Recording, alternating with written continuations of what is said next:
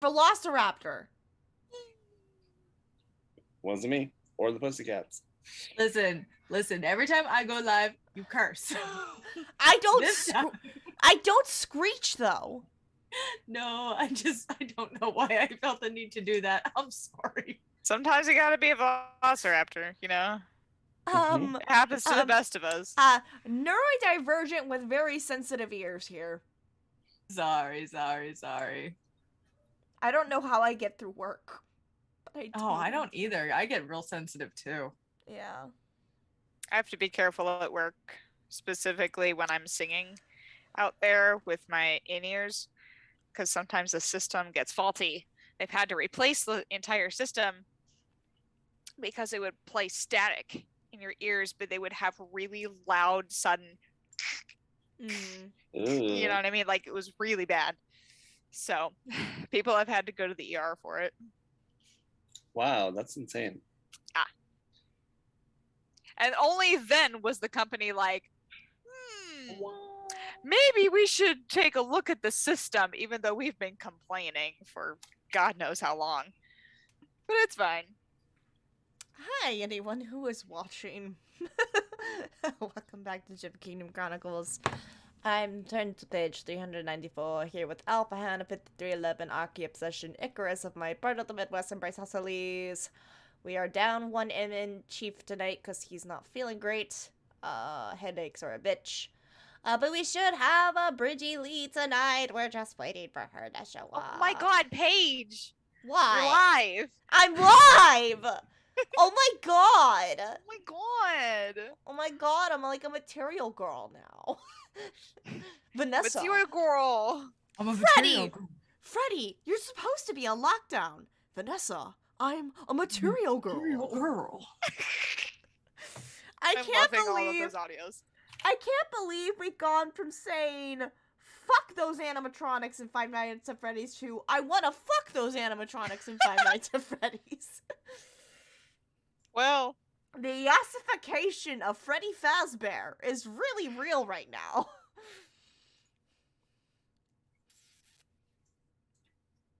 They took a killer animatronic and made him a father figure. I'm very confused now. Yeah. About my preferences. That's okay. That's okay. I love how the fandoms all agreed that Chica is the token white girl in the group. It makes perfect sense. It does. Pizza?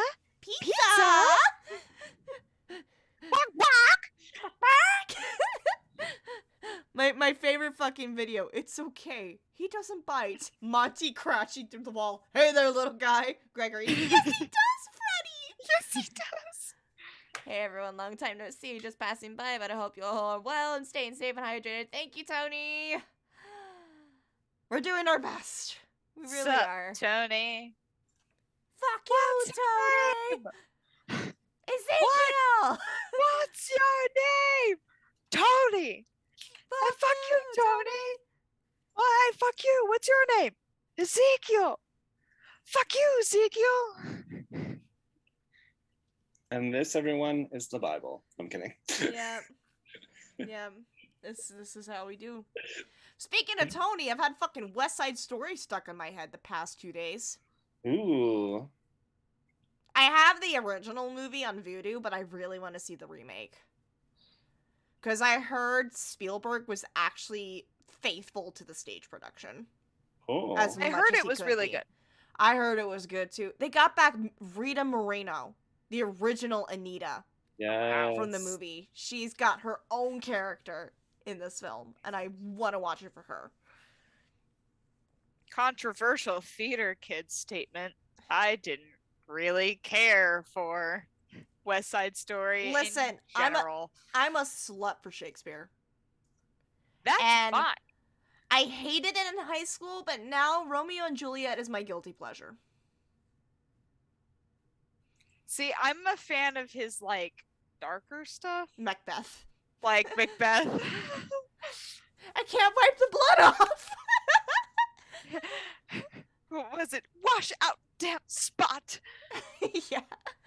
Dark spot, I think that's what Yeah. she says. Dark spot, not damn spot. Listen, my favorite My line. own flair. My favorite line from Romeo and Juliet. Oh, happy dagger. And then she just kills herself. Oh, happy Well, the most wild thing is that there's two movies of Romeo and Juliet that people know well enough. The one that has the discount Zac Efron. Yes, one that was like in the 60s. Yeah, like a modern adaptation of the and then there's the Baz Luhrmann modern adaptation with Leonardo DiCaprio. Yeah. And they actually portray Mercutio as queer, finally. Yeah. The other version is essentially just like a video of a stage play version of it, kind of. And people are it's more famous because it has nudity in it. That's the one with discount Zac Efron. You see a girl's titty in it. Yeah. You see the man's full on ass in that one. You see some and you see an ass and one titty. An ass and one titty. But guess what everyone gets mad about? Yeah. I saw that particular production in my private Christian school. my teacher's like, this is a really good adaptation. They just kind of held up a book up to the ass. We're just like, because he had to. He's just like, I don't really care if you see it's about 3 seconds of a grown adult's titties. I don't care. But like, he had to hold up a folder so we wouldn't see her naked. I'm just like, dude, have you seen the outfit she's in? Like, they're out all the goddamn time. But like, everyone's angry about nipples. They're both fantastic though. But right. I think a lot of people's first introduction to Bruno, as we now know him, is from the like gangster movie version as the secondary brain. Hey, you should know better. We don't talk about Bruno. I was about to say, where the fuck did you get Bruno from this? We're talking about Romeo and Juliet. Yes, because the voice actor for Bruno was in the Leonardo DiCaprio version as John Leguizamo. John Leguizamo. Yes, he was in there as one of the Capulets. Anywho, we need to get on with announcements. Yeah, so that we can play. We've already lost an hour of game time tonight. Quick announcements. Oh shit, we don't have the Fox to share the link. Hold on, I have to find the link. Damn it, Kitsune, you had one fucking job. You don't even get paid, but you have one fucking job. Give that man a raise. A whole dollar. Tell you what, we'll pay you 5 times what we're paying you now. So 5 times the depression? Oh, no, I wouldn't wish that on anybody. We're paying him in depression? What is wrong with us? Oh God, we are the worst. We are the monsters. Anxiety.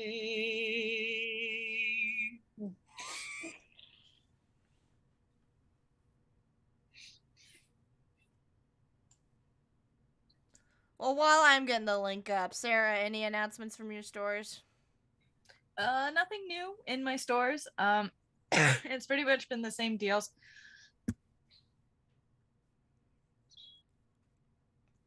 Sorry, cough attack. But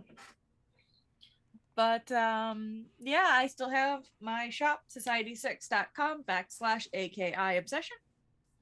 And then also a Redbubble, same store name. And lots of cool shit to check out there. I will eventually get back to uploading photos and doing that work.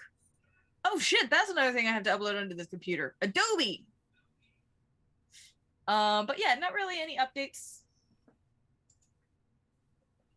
Up to the next person for announcements. All right, I just posted the link tree in the chat. That's where you find our social justice links, our shops, our social media, the whole shebang. I don't have any other announcements. I you're, do. you're live, by the way. Oh yeah, I'm live, by the way. That's not the message. So, me and my sister Alice are creating a Winx Club campaign, which Paige I think is going to be a part of, which I'm super excited for. Are currently working on it. Hopefully, at some point, we'll maybe start playing late February. Just so we can, we still have some things to go planning wise before we get started. But not only that, but if you follow me on archiveofourown.org, you can find my AO3 account at alphahannah5311 and read my enemies to lovers story with superheroes and supervillains called Firebite. So if you guys like Marvel and you guys like superheroes in general and you like a good old romance, please follow me there and read my story. I've worked really hard on it. I still have so much more to put up. I still have so much more saved so that I could put up there. I just uploaded chapter 6, so please check that out. Okay, bye.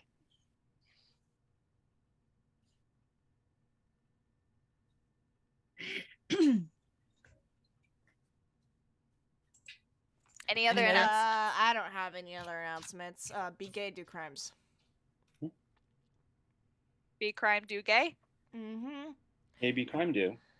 I don't have an announcement, but I just discovered this cool frame that is around my thing. If you guys can see it. Ooh, Mhm. awesome. Yeah, it's under Zoom's additional Do stuff. they have a Bi Pride one? Did I? I don't know. I only saw this one. I was like, yay. Y'all about to watch me do some shit on Yeah. stream. So they just have the regular Pride one, it looks like. Yeah, but at least it's inclusive. I And there's really want a Pride one, a Bi Pride one.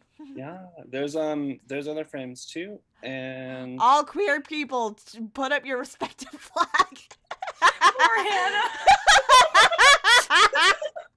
your flag is Black and white, right? It's the Sephora logo. Yeah. I don't know. I feel Well, the straight pride flag is actually like that's not something that we there's the ally flag. There's an ally I flag. think you can be proud to be straight, but we don't need a straight pride parade. Yeah. No, I think. but straight pride itself has kind of gotten a bit of a hate group Oh yeah, built around it. That's who created like the straight pride flag. the pickle dongs that just can't. I'm just living my life. Living your life. I'm just living my life over here being straight and cis. Technically, You are a cis het trapped in a bisexual's body. You're right, though. Yep. I'm sorry to all the wonderful women out there. I'm sorry. I just don't swing that way. Same, ladies. Sorry, can't do it. All right. Is that it for announcements? Hannah? Wait, sorry, hold on. I do have one more. It is our mutual friend Dom's birthday, and I'm sorry for playing this up late, but Happy birthday! happy birthday, Dom. You're probably not watching this, but if anyone wants to check out his stuff, he does nerdy gamer stuff, and he eats a lot of jelly beans that taste like socks and toothpaste and really gross stuff. So it's fun to watch. The Birdie bots every flavor. Yeah. His handle is Evil Cereal. I believe it's EV1L Cereal. And if it's not that, I will post something in the comments of this video. Mhm. But I'm sorry, Hannah. Go back. Go give us the loves. There's your love. Thank you. Just kidding. Just kidding. I just wanted to love.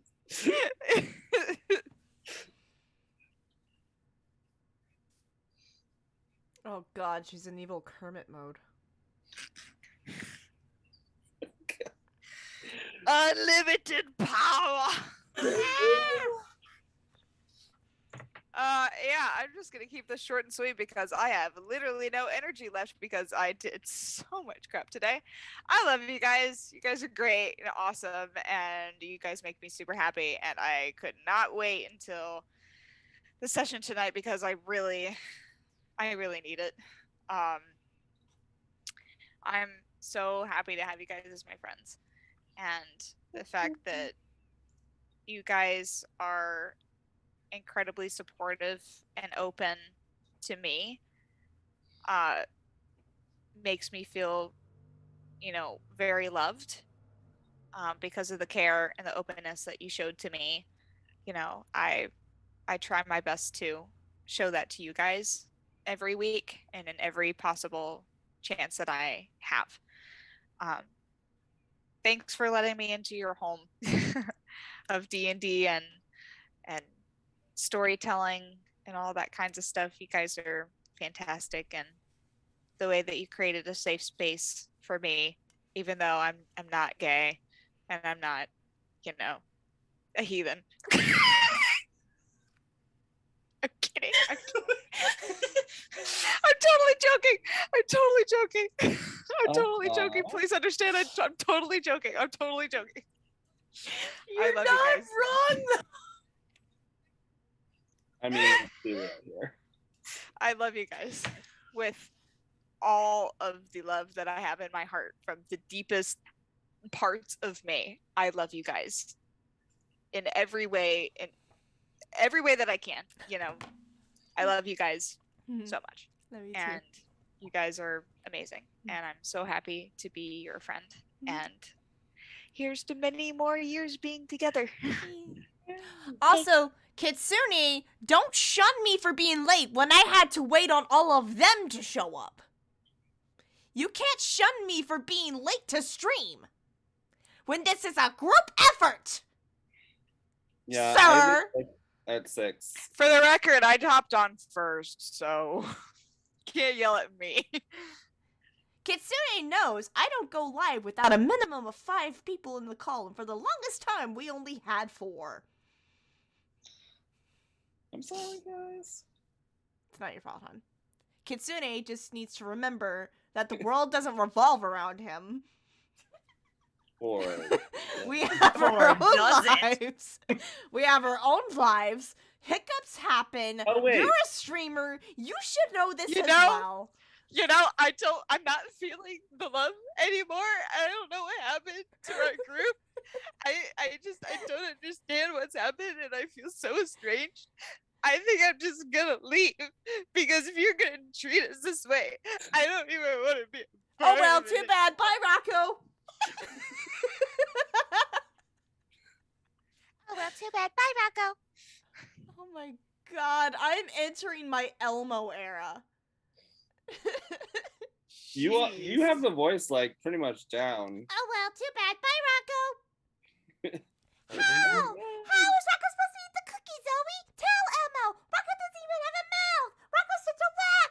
Rocco's not alive. Sesame Street, hire me as the new voice of Elmo, please. Mm-hmm. We've all dealt with a Zoe and a Rocco. At least once in a while. Yes, we have. And I'm sorry if it's been me.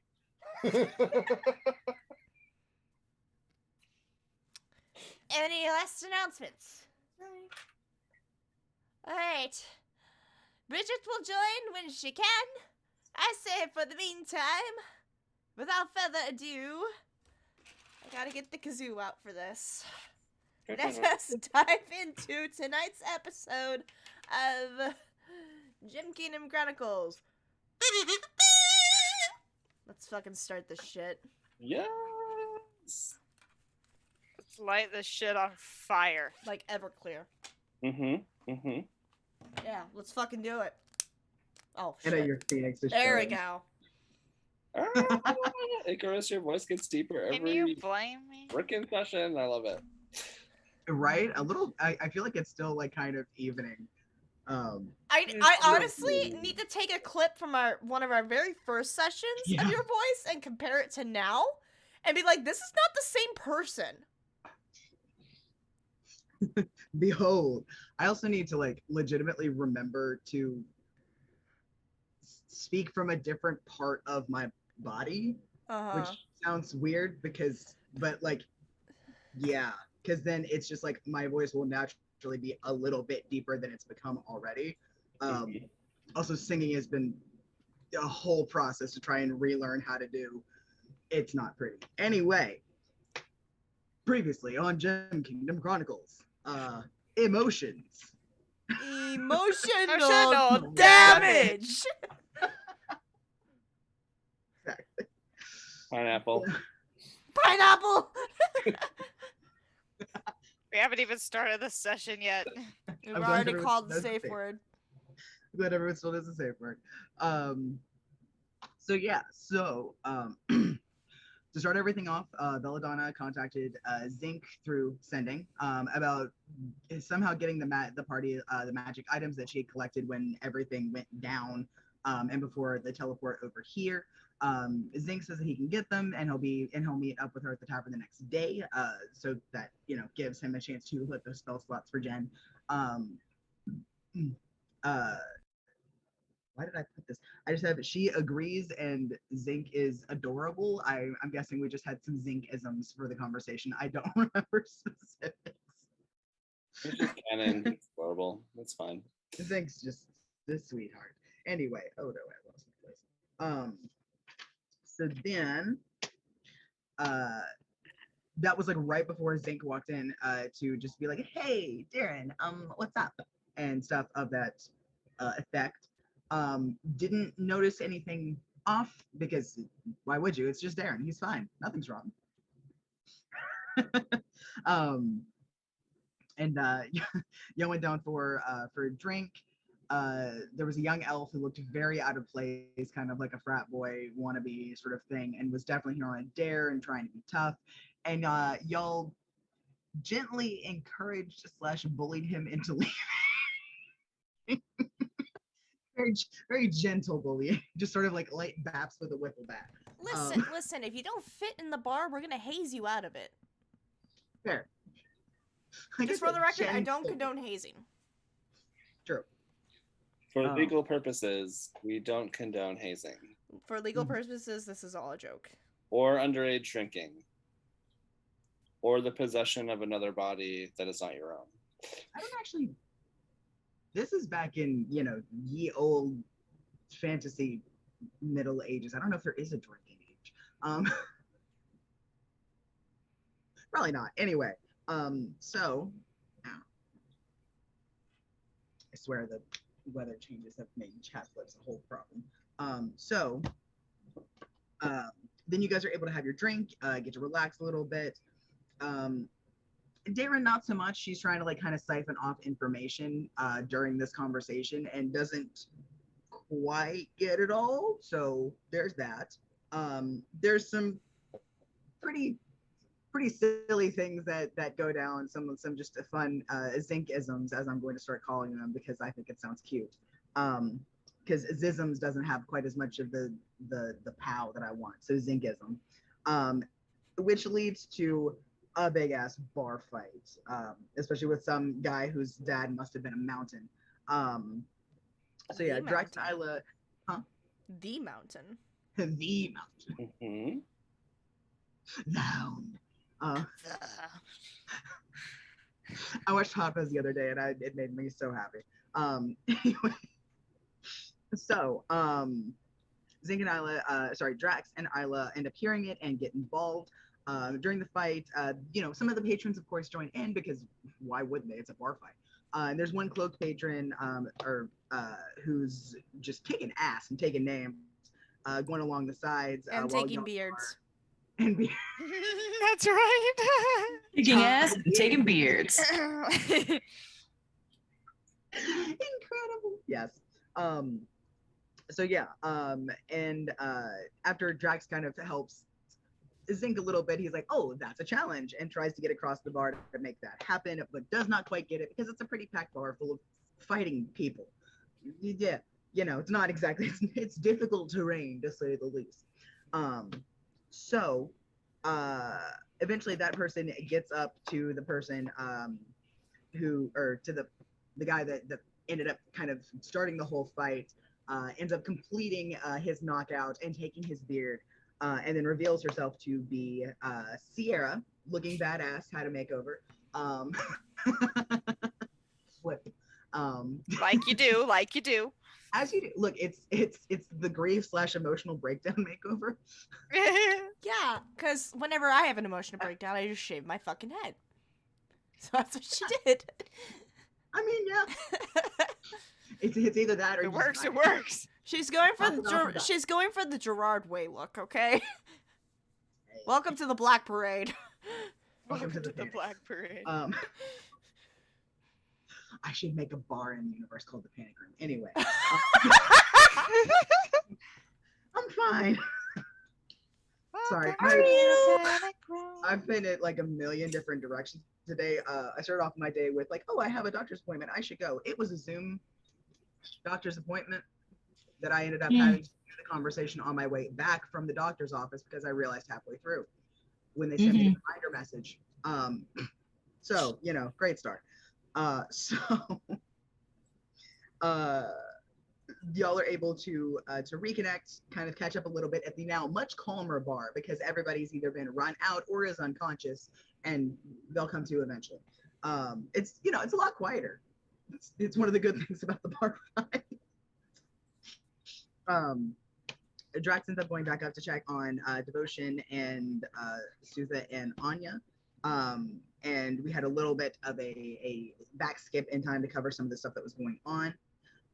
Devotion was going over some ideas to kind of come up with the basis of a plan for what Anya and the kids are going to be doing to present to everybody, get feedback, improve upon it, and stuff like that. Because you've got a bunch of high-powered assassins in your friend group / like in their friend group, and you should definitely use the knowledge, which is what you're gonna do. And Anya's talking with Sutha, which is something that we'll do in a little one-on-one when Bridget does join. And he's going to be giving her the Staff of the Magi because she can actually attune to it and use it. They also talk a little bit more after Sutha does leave, but before Drax gets up there. Have like a little bit of those like cute couples moments, some just like heart-to-heart time essentially.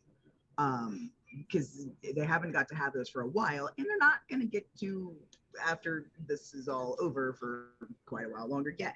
And eventually they do hear Drax's knock. Everybody goes downstairs and sits together. Anya shows off a custom silence spell that's for preventing people in it from being heard, but they can still hear all of their surroundings. So it's a nice little cheat code essentially for when you're a bunch of adventurers that have sensitive things to talk about in public. So yeah, so you guys discuss the plans with her about what's going to happen with her and the kids, and how to end the threat of the family, and some sort of next steps for the party as a whole. After they'll finish up a couple of like just tie up the loose ends in Diamond essentially, because you guys got to go back and get the stuff from Belladonna. We'll probably have like a proper farewell for Belladonna as well, until she may appear again. Who knows?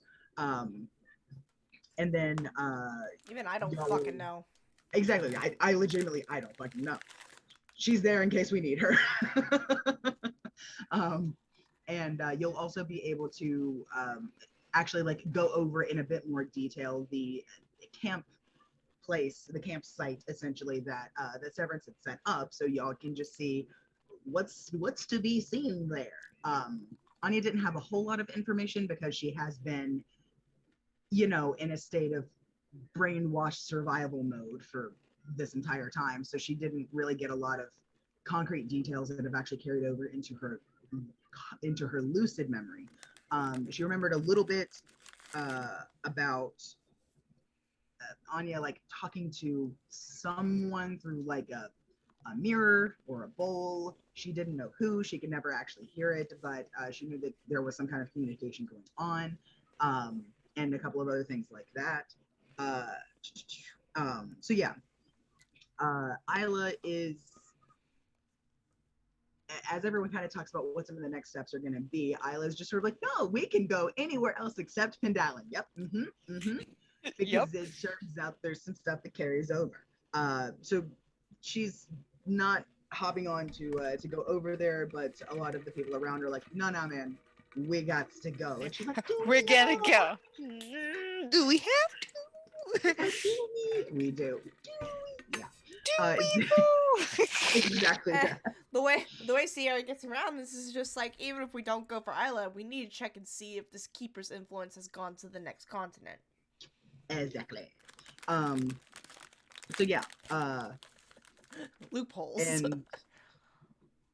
And Sierra of course backs her up saying that we should all like y'all should go with the entire party so that she has like help and backup and someone at her back essentially like the whole time.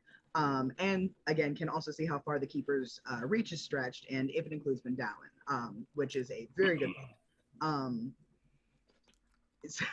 I don't remember who, but somebody else brought up that everyone can also probably do with a vacation. And use the time to kind of gather info through allies, through sending ravens and stuff like that. And Darren seems kind of quiet throughout all of this. So Sierra does do a little like check-in with him, but doesn't detect anything like Wrong. actually off. It just seems like he's kind of mulling everything over and thinking, just more intensely than usual. And so, okay, so the last note that I had for y'all's tentative, which again, this is subject to change at y'all's whim, but the tentative consensus, that's what I wanted. The tentative consensus that I got from y'all at the end was that you're going to get any remaining information and stuff from Diamond. Finish that off. Maybe chat with some people and some family members who are specifically kind of up there or around, especially if you got to get the twins again, so that they can help Anya, presumably. Do the fare thee well, summon the children, and then it's off to Pendalin. Oh boy. So yeah. Then we had I don't remember exactly what the hell you guys did, but I just have here Sierra, Darren, and Drax prank the big guy from the fight. Oh yeah, we glued his beard to his bald head. That's what Technically, I just watched. incredible. I'm surprised that didn't set off red flags, because Darren always gets involved with mischief. That's true. Thus. Store it away. And the last shot that we had was of The Sierra bitch. and was of Sierra and Darren going up to his room, their room now, and the audience sees a very brief finger tap after a zoom in onto his headspace. Very brief and very fleeting. It's more of a signifier, I think, more than anything. But yeah, and that is where we're gonna start off the here now. Did I notice that at all? No, that one was specifically the audience thing. It would have been like with his hand away. But yeah, it's more of a thing for the audience, like, don't give up hope.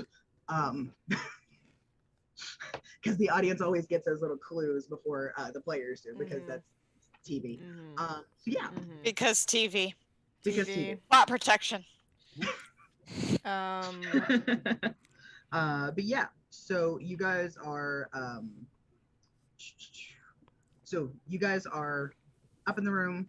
It's much calmer now. There's not even really like any leftover noise drifting up from the bar below, because again, most of the patrons have either left, they haven't yet refilled from people like getting off the next shift. And some of the people that were knocked out in the fight have now woken up and are just sort of nursing raging headaches and have either left or are just like slumped over the bar with some beer, trying to make it go away, because that'll work. Lamenting over their lost beards. Exactly, lamenting the lost. You hear some cries from the alley.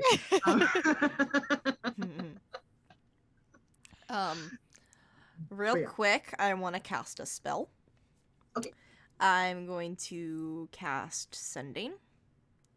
Okay.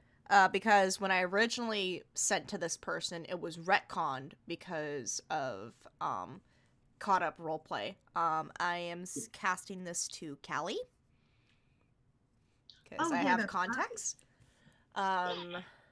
No, actually, it's Aaliyah that I'm doing first. It was Aaliyah I tried to send to the first time. Gotcha. Okay. So yeah, you try to send the spell. It feels like you feel it Send. go, for lack of a better word. Mhm. But there's no response. There's nothing, and it's not like it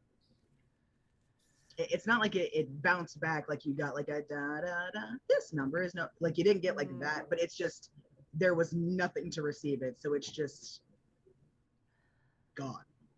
Oh, that's weird. Yeah, you have not yet experienced that. I don't know if you would necessarily know what that means, but yeah. She says it out loud. Oh, that's weird. What's weird? I was just tried to contact my old captain, but no connection whatsoever. I don't know enough about magic to really know what that would mean. I don't know what it means either. Let me see if I can contact her wife instead.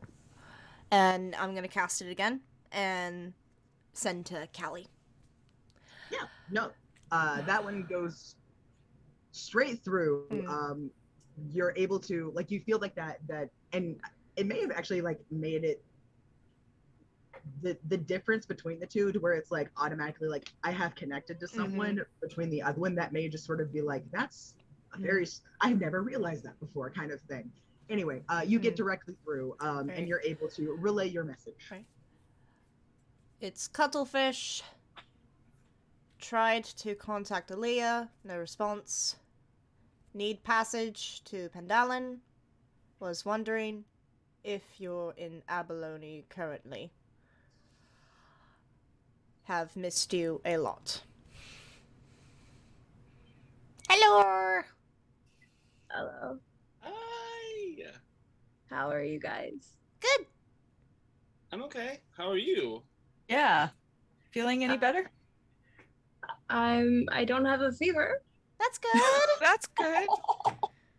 And because I don't have a fever, they made me go back to work. So some days I can't breathe, some days I can. Why are you doing that?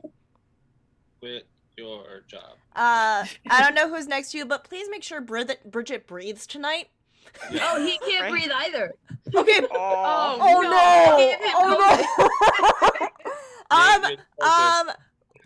Leo, Jinx, all the cats, make sure your parents breathe tonight. Yeah, they don't help with that. They actually make me dream of having bricks on my stomach. Oh. That sounds about right. They're like Yeah. heavy. It's cats. I just got home, so I'm Alright. gonna be on mute. But I'm It's okay. present in it. All right. Yeah, of course. If someone wants to just catch her up in the group chat real quick. Yeah. All right. Yeah, that was my message. Cuttlefish. Tried to contact Leah, no response. Need passage to Pendalin. Was wondering if you're in port. Missed you. No. Quick question, DM. Yes. Where Callie is at the moment, which is, I'm sure, on the GKC coast. Probably. What time is it? It's late. It's probably like close to midnight, which doesn't mean much to a. We're all in the same time zone. Yeah, you're all in the same time zone. I'm just making like drunken pirate moment. It's like I'm in Florida, but you're up in Massachusetts. Okay. I Yeah. I want to make sure we're just like She's not gonna be passed out on the middle of a table already, is she? She shouldn't be. I hope not, unless Okay. she's been going. I sure hope to God not. I'll tell you what. Road work ahead. Yeah, I sure hope it does. I'll tell you what. High, low, or mid? Mid. Okay, cool. So you're not in Abalone, but funnily enough, you are in Pearl. You're just Okay. across the bay. Just across the bay. Of these very angry people. Anyway, these bitter rivals. So yeah. Fucking cuttlefish. What? Where? No, I'm in Pearl. Where the fuck are you? Sure? I guess. I don't know how many words that is. It's not quite 25 yet, but honestly, if you just want to have her like, ride? what? I'll find a ride. If you want to just have it like she goes until she stops. Basically, she's like, I can find us a ride. Sierra's just like sitting there on the bed, and you just watch. Derek just watches her face go.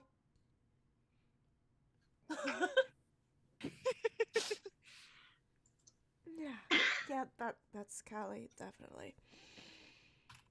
Good news. Yes.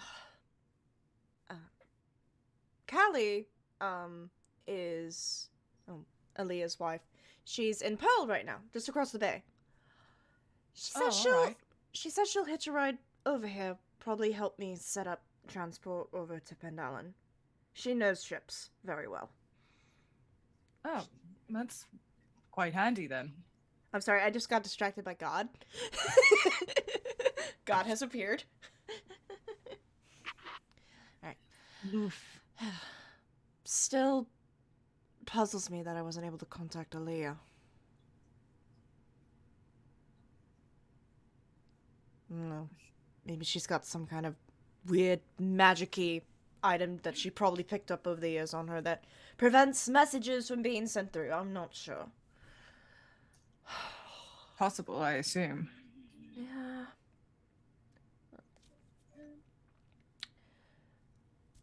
So, it's been a week since we all talked. Yeah. It certainly has. Tell me everything. Well, I wouldn't say the Shadowfell is a resort destination, but it was really interesting. Very- Oh, I'm sure. I just really needed time away, I guess. I can understand that. Certainly had me scared. If I could feel anything in the moment, I probably would have been scared too.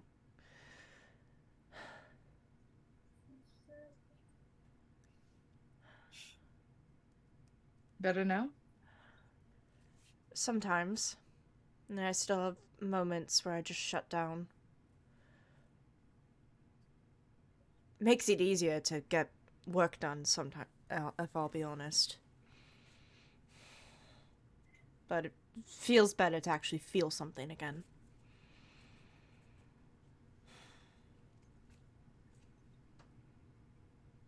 It's just... He's just listening and... I don't know what happened that night in Black Oval that caused me to snap.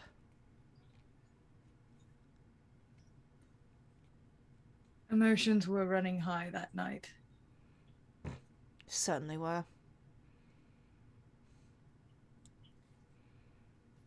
Emotions were running high and people were making decisions before anyone else could get their voice in.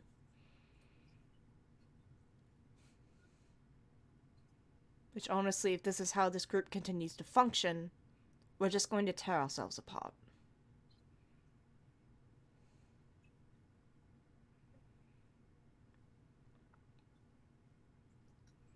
If we keep True. hiding secrets from one another, we're just going to tear ourselves apart.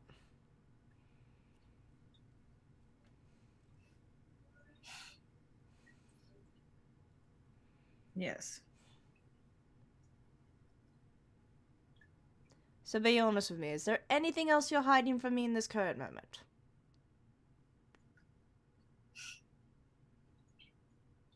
I'm not that I can think of. I feel like I've told you as much as I can think of. I want to insight check you, but your deception is so fucking high. Press X to doubt. I'll try. Insight. My insight is a +2. Vax, don't let me down. You let me down, you son of a bitch. 7.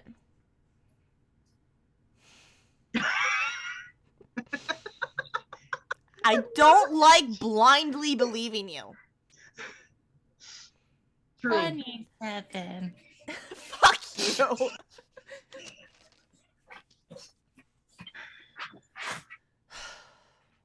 To be fair, I don't know if she'll find any comfort from this. Like what, like if / when we do get Darren back unpossessed, it's not his choice to be lying right now. No.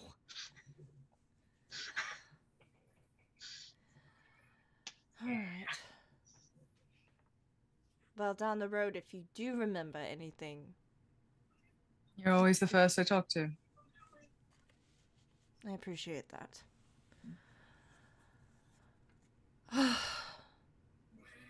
Should probably get some rest. Don't know how soon Callie will get into port, but just gotta be prepared for a raging little halfling to be coming into town. All right. She's a bit eccentric, bit out there. If I hear of a local bar fight, I'm just gonna assume it's her. Where do you think I learned how to fight so well in bars? That would explain the endeavor downstairs not long ago. As well as the one when we all first met. Yes. Alright. Well, we'll have to meet up with her tomorrow and keep an eye on Anya as well. So we better get our rest. Yes, absolutely. Because I'm pretty certain if anything happens to Anya, Devotion will kill us. More than likely. Yeah. Yeah, let's get some rest. Yeah. And I'll get ready for bed. Put on my hoodie and sweats and just tombstone on the bed. Good to see some things are consistent. Yeah, she always tombstones when she falls asleep. Just Darren will never get used to that. No. And Girl. there's another bystander at this point going, what the fuck? I mean, Garnet's like, oh, great heavens. I mean, at this point, she's some sort of eldritch creature. Boy doesn't sleep at all. Like, is that how mortals sleep now? Yeah. What the fuck is Sierra, a cleric for death, definitely sleeps like the dead. Tombstone. Okay. I will say after Sierra is asleep, since Darren doesn't really sleep, he trances. Yeah. And he's got a passenger. I think because he's got all those notes that he acquired. I know we talked about before, like, yeah. I think after she's asleep is when He's gonna poke the bear again. She is going to go through the notes and make sure it's what to allow to be viewed. Fair enough. Okay, so she's going over them. She has the time to actually go over them carefully. But I'm gonna say I want you / her to just roll me a quick investigation check with advantage, because she does have time to go over them carefully, but she's also it's a skill check because she is possessing you. She has to exert a certain amount of forced to keep herself here, so she still has to make like checks and shit. So yeah.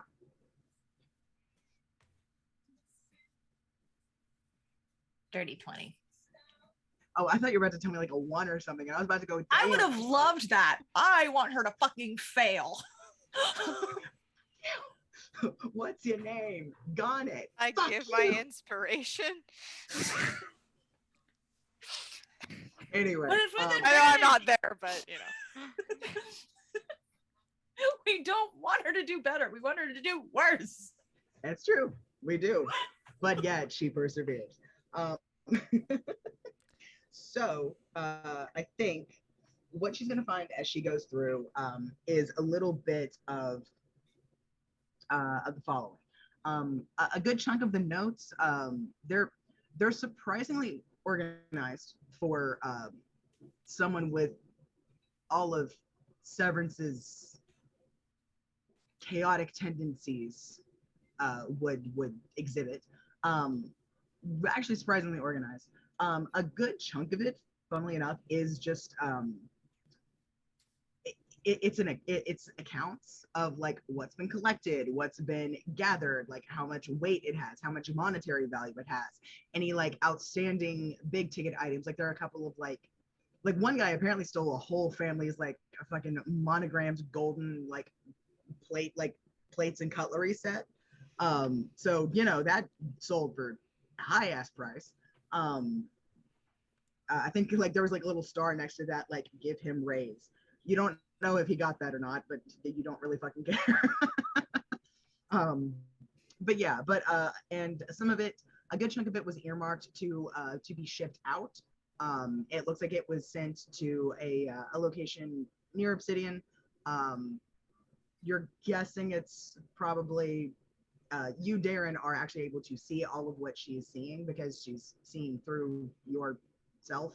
And even with that, like kind of haze over it, because you're not fully in control, you're able to see what she's seeing. So you can see the checks and balances that she was doing, like the account books. You can see how much of it was earmarked to be sent out to her family, how much she was retaining for local bribes, payoffs, and you know what's and so on. It was roughly split about 60-40, with her only keeping about 40%.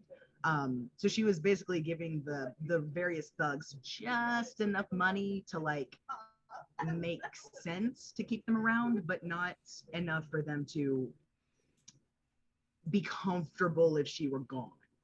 So it's like keep them right on that edge so that they kind of need her around, even if they were terrified of her. So yeah, but then you find other notes.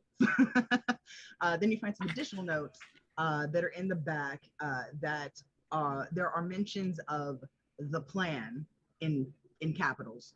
And there are mentions of the stages of the plan, again, with like a capitalized letter. And rough estimates of how many more people they will need to buy, bend, or break to their cause. And that is, those are all written and like underlined twice. And break it, with your high thing, you can kind of see that there was like this extra oomph to the way she wrote that particular word. Like it almost breaks through the page because it's like, yes, that one. You know, nice little insight there.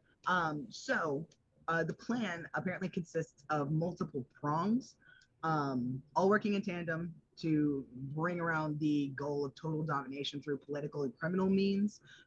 You can see this from like a few things that she's got written here. Like she's got like political, and she's got a couple of the cities that you guys have already been to, like starred essentially, like Amethyst Halls, of course, Emerald, yes, Diamond, because she was there, Obsidian, of course, and it looks like Granite was highlighted, as was Rose Quartz, but those have been like X'd off since then. So there's that. You can also see it looks like Moonstone has like a question mark next to it, and I'm trying to think of some of the others, and a couple of other cities also have additional question marks. You don't see anything about the necrotic patches, but you're thinking that might fall under the like by any means tagline here. And there's also throughout all of this a matriarch is mentioned kind of over and over. And usually when it says matriarch, the eye of it is a very specific jewel shape. Like it kind of looks like a diamond, but it's shaded lightly so that it's darker than a diamond would be essentially. So there's some implications there, but nothing like concrete. No names are dropped. It's just this vague title, and that they will work with her to bring about. Essentially, from what you're looking at here, from the way that like there's just various lines and stuff drawn, and like things are circled, especially Amethyst Hall is circled like 5 times. It looks like they're just trying to like do a big old coup, usurp some power. Exactly what she's planning, essentially. At least the vague idea of it. And it looks like she has several different arrows that are pointed down to the leading edge of the closest coast of Pindalan, which is to the south of you guys. So, and there's an additional like kind of thing off to the side that that's mentioning need more for bribes is just like off to the side, like in between the 2 continents. So yeah, you've got a pretty basic outline of plans. No specific names are mentioned. There's just a lot of implications. And so with all of that there, you, Darren, would know immediately, like, oh, I just need to give this to my friends and we'll have like a good chunk of information. It'll be great. But I'm not in control right But you're now. not in control. So she sees it and she's thinking, and you can almost hear the machinations just twirling away in her head. And she's kind of going back and forth. She's wondering if she should just destroy it. She's wondering if she should doctor it and give you guys just outright fake information. You can hear her kind of going over and over it. So yeah. Do you, Darren, because again, you can hear her thinking, you can hear kind of what's going on. Do you want to try to exert anything to kind of make her tilt one way or the other, or what's the feeling? I think he's just going to say out loud, well, someone's been a busy bee. And see how she responds. Wait, do you say that out loud? He can't. Oh. It's all within mind's Gotcha. eye. I was going to say. Yeah, out loud in the headspace. Yeah. Okay, fair enough. She definitely hears you, and she sort of like does that dramatic like hair flip over her shoulder, kind of thing. Well, when you've had 400 years to plan, things tend to go off without a hitch. Most of the time. Most of the time. Yes, when you don't have heroes running about and mucking things up. Never a word I would have used, but okay. Oh, yes, of course, you gallant souls who must fling yourself upon the pyre of duty and goodwill and all of that hogwash. Yes, because I obviously give off such a vision of valor to anyone.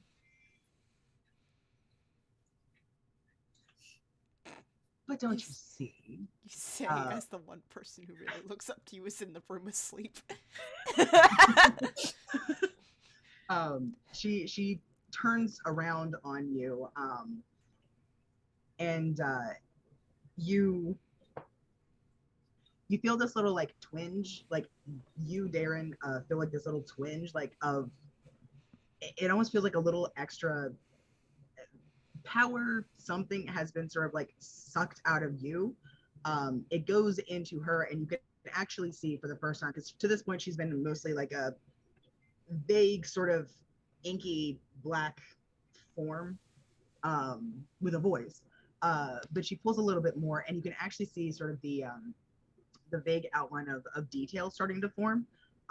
So you can almost see sort of like a little bit of differentiation starting within her hands, and a little bit of differentiation to like features on a face. Nothing concrete yet, but it's more than there was,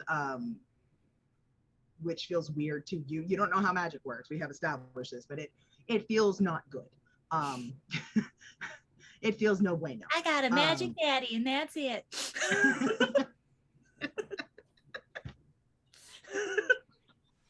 So, but she comes a little bit closer to you in the mental plane, and it says, "But don't you see? That's why you're the perfect little hero. The tragic, dark past splattered with literal blood, on his way to being reformed, corrected, made powerless and irrelevant. Because have you thought at all about what happens once you bring the order to light, once everyone knows just what you've been getting up to behind those walls of yours? The entire country is going to know what you've done.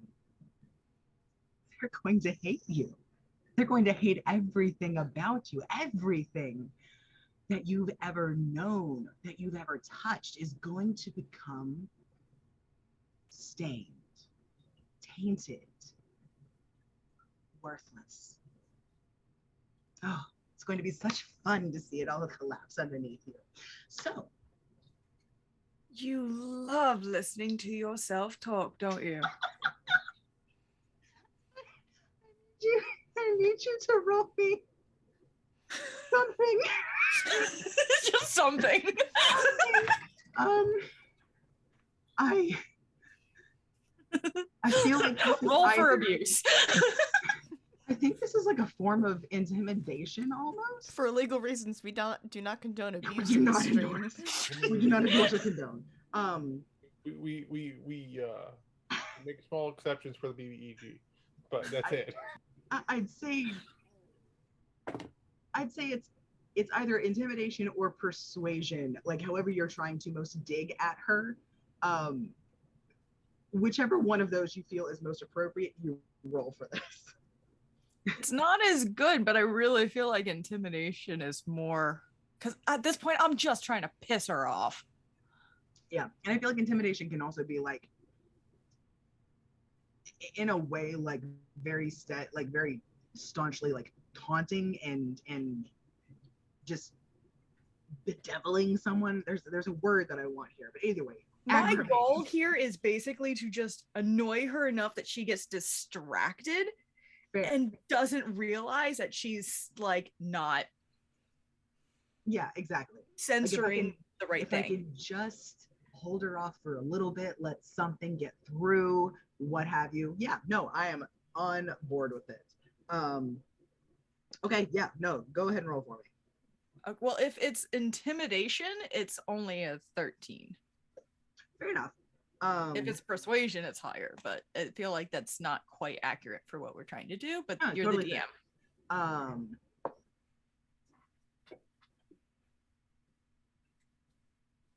Lucky for you, she rolled a really shit competing thing. I'm gonna change out that die. Oh, that's okay. That was a 2. Yes, keep that die. Yes, keep that one. So you see, you feel that sudden just flash of just rage at what you've said, and she just, this is gonna hurt. Huh? I said this is probably gonna hurt. Probably. So yeah.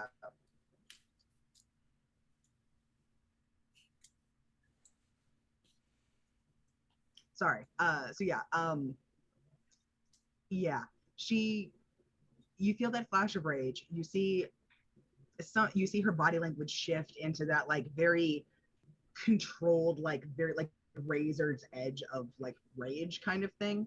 And she draws herself up very, very rigidly, like that very regal, like taut posture that is just drilled into aristocrats, especially high up aristocrats. So she draws herself up in that very, very refined way. Just, I don't know why I insist on attempting to speak to the rabble. I do believe I should be teaching you a small lesson about your place. She lifts her hands, snaps her fingers, and you feel this. Basically, it's a psychic.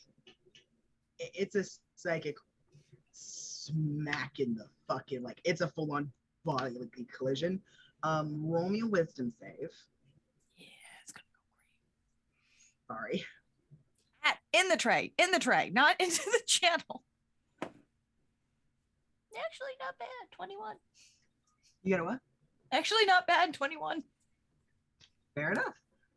So you're not driven to your knees, but you do momentarily, like, you have like a essentially like a slightly more than momentary like blackout, as your head just goes ringing. You manage to like keep your footing. You feel a little bit more of the blood leak out from the sides of your mouth, and you're going to take. Okay, well, fine then. You're gonna take 8 psychic damage. Okay. Well, the D8 got max. So Do my healer senses start to tingle that there's been damage nearby? I don't think so. Damn Especially it! not while you're tombstone. Damn it! Damn it. It's an interesting thing to think about for later, though. No, it's been on my mind how much of this is him personally being damaged and his body. Like, like this has crossed my mind. Like, do I hear a body just thud to the ground? You do not. Funk. I stubbed my No, toe. it's all internal. It's more that she's the reason it's always psychic damage. It's more at this point that it's not that she's battering at your physical body. It's that she's attacking your core, your psyche, your sense of self. And you don't know this, but I guess above table, there is a possibility if you do enough psychic damage to someone, if you break their psyche too much, it won't go back the way it's supposed to. Yeah, I know. I figured. So, Damn yeah, it. it's going to take more than a few glancing blows, but there is that weight to it, which Darren, of course, doesn't know. I don't think anybody in the campaign would specifically know that, but it is a thing. Because I mean, we see it happen in humans a lot already, and we don't even have magic here. But yeah, so you're not driven to your knees, and she looks. You get this fleeting glimpse so that she's sort of like, she's angry, but that she didn't get her way.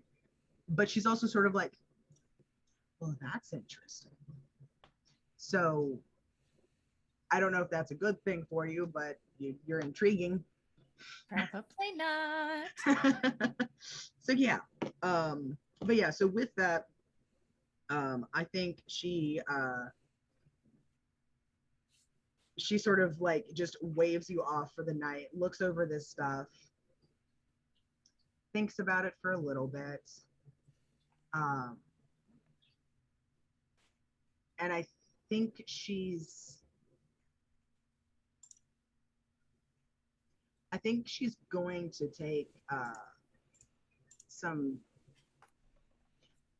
take some ink from the like most of these places. These are the bigger rooms. She's going to take some like ink from an old inkwell that's on the desk in here. She's going to take that, and she's going to censor the note. She's going to like block out some of the stuff like, matriarch, and she's going to block out some of the stuff having to do with like Pendalin. It just looks like a big old ink spill kind of thing. but it all just looks kind of randomly splattered on this page. You know, and she's added like bits and pieces here and there, and overall makes it just kind of look like somebody who was in the midst of a lot of stressful stuff while also being an incredibly chaotic person. You know, just really was a really shitty penman. Just could not hold a quill to save their life.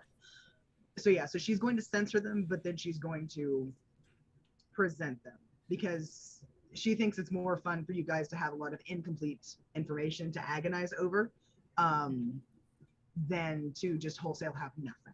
Because if you have incomplete information, you may make a lot of extra mistakes, and that's funny. So yeah.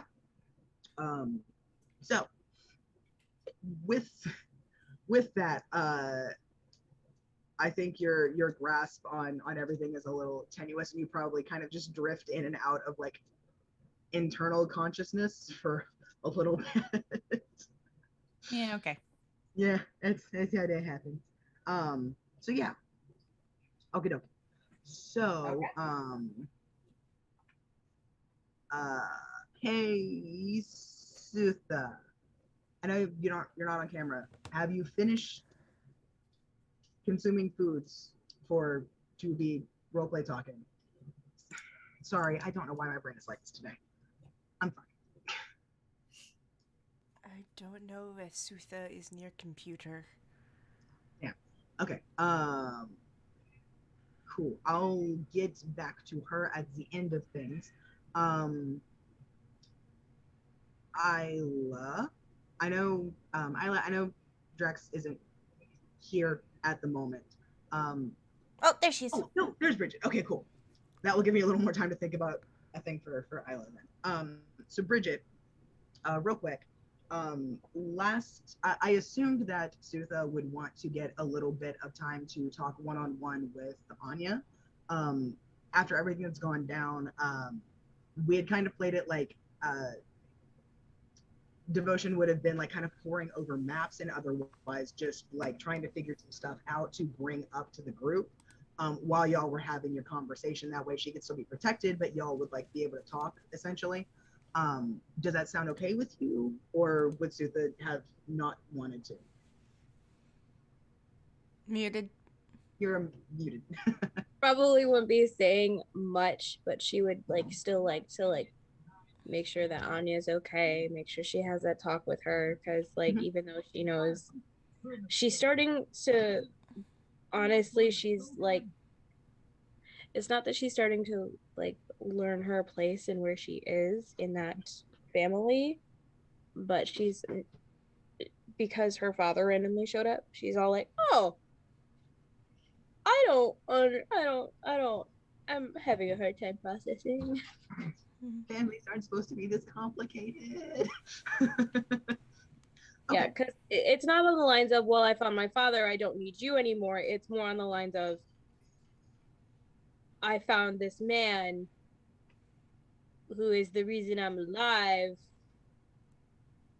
but I don't know him. So I don't know what to do. Gotcha. Okay. Well, yeah. I mean, we can definitely like. Sorry, I was planning on giving you a little bit of time to be able to play out that scene. If yeah, cool. I know that's not what you were talking about. No. I just wanted to let you know, like, you don't have to summarize. I was going to give you a chance to do the thing. Oh, okay. Yeah. So I figure after a bit, I think we had kind of I don't remember exactly how it plays out, but one way or another, whether it's by Devotion like opening the door and there you are with like your hand raised, like, I'm gonna do it this time, I'm gonna knock. Yeah. And it's like, I'm good enough. Come on in. Yeah, fuck. Okay. I have been caught. I have been caught. Oh no, I've been perceived. They saw me. But yeah, which honestly might be the way that we do it. It's just like and then door opens. Probably Devotion would have been like on the way to get you. It's just, oh, come on in. Sutha like ducks into the room. She's kind of like, puppy with a tail between its legs. And she just kind of stands there awkwardly, hands in front of her, like she's not really looking up, but she's just like, I just wanted to say that I'm happy that you are okay, or that I am content with the fact that you are as okay as you can be considering this situation and what happened. Um, I'm glad that you're okay. Well, I know you're not okay, but like I'm glad you're alive and breathing, and I'm glad that um we were able to find you. Uh, she, big old ramble. That's it. That's the whole circle. Okay, this poor baby. Um, so Anya just kind of like is sitting at like the little I think it's sitting on the bed while Devotion's using the table with like a map. But she's sitting on the bed and she's just kind of nodding along, and then she kind of just pats the like bed spread sort of next to her, and you can sit down again if you'd like to. She she like kind of tiptoes over to the bed. Sorry, it's feeding time and all the cats just came downstairs. Yeah, we have automated cat feeders now, and so like once they hear it start coming down, you hear the stampede. Just converge. Okay, so doop doop doop. Um, so yeah, so you guys get the sorry. So you sit down. She sort of sits down with you, and she's got this very. It's a tired, but it's a genuine sort of little smile on her face. And she sort of leans over a little bit and says,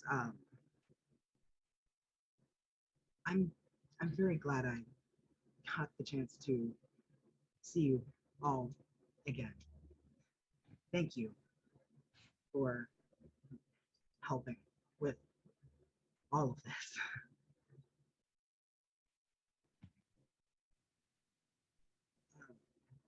We'll our plan is to finalize where the children and I will be going after this. We'll be going separately so that no one can find us, and it'll be safer that way. Um, but you'll also have a chance to say goodbye to them, or goodbye for now, I suppose, before we do leave. They were, once things started happening at home, I had them moved with a family friend, so they've been safe the whole time as we had planned. So at least there's that. I'm hoping this won't take too long to resolve. I My character's having a moment. don't want to be away from the whole prospect of rebuilding our home much more than I need to be. Might need to make it fireproof this time.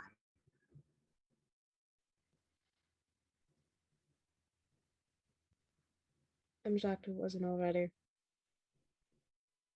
One more time. I'm shocked it wasn't already. It was on the list, but you know how it is. There's always a to-do list and not everything gets done.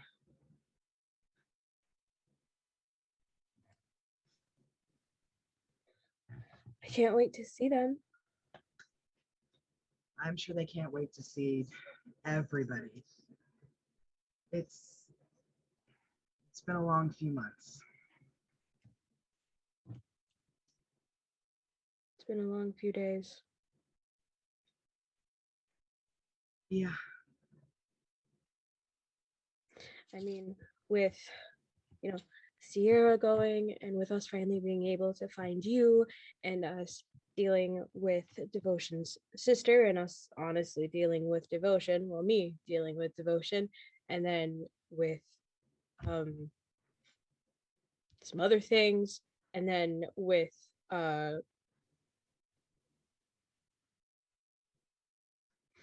and she starts to tear up a little bit, and she just looks over at Devotion, and she goes, I miss him.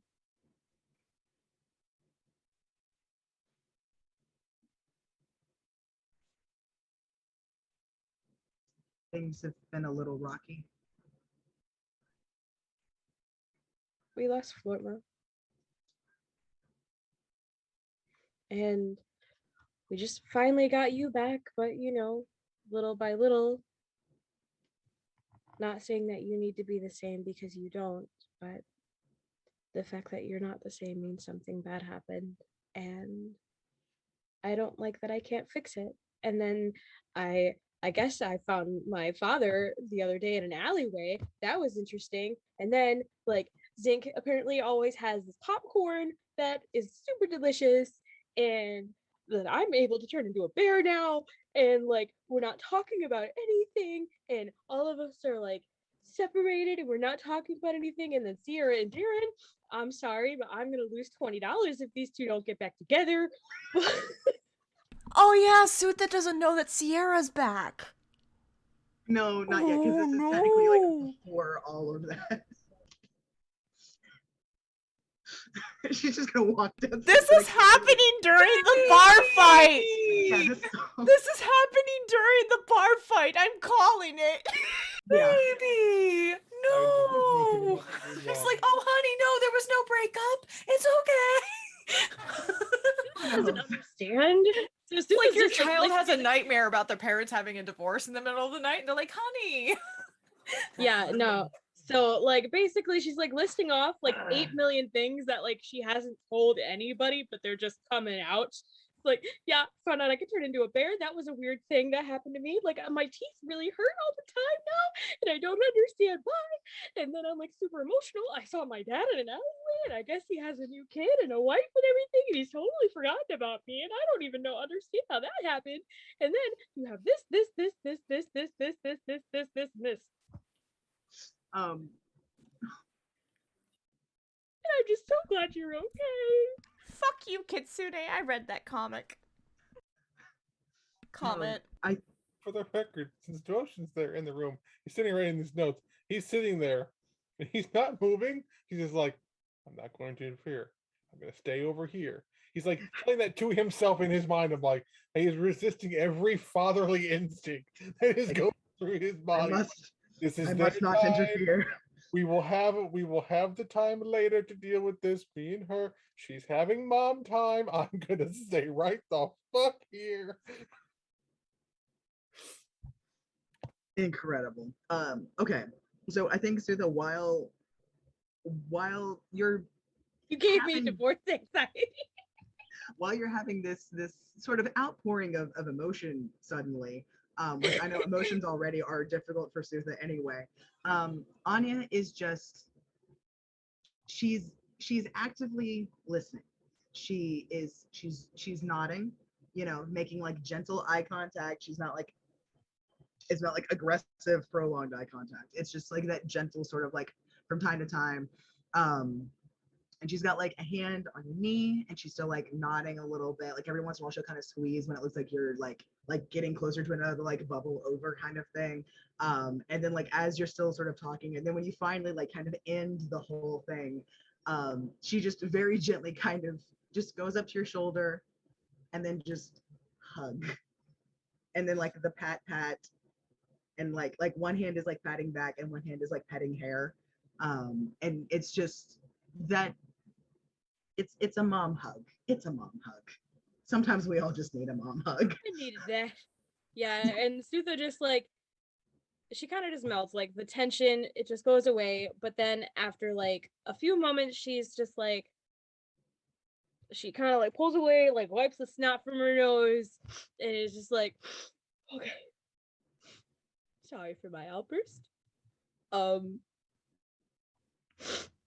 I should be concerned with myself right now. I need to be concerned with you. Can I get you anything? Water, perhaps. Have you had a bath lately? I was told those are calming. I don't see how they're calming because you're just sitting in your own filth for a little bit, but everybody has their own thing. Sutha has a fucking point, though. Well, here's the thing. We've When seen Sutha Cowboy bathes- Bebop. That's why the shower bath shower exists. Okay.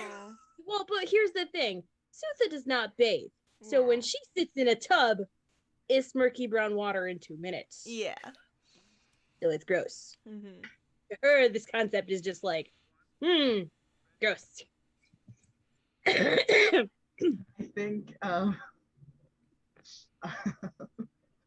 I think Good.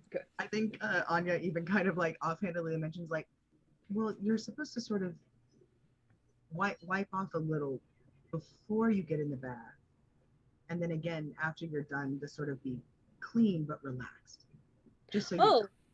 Oh, like a horse bath.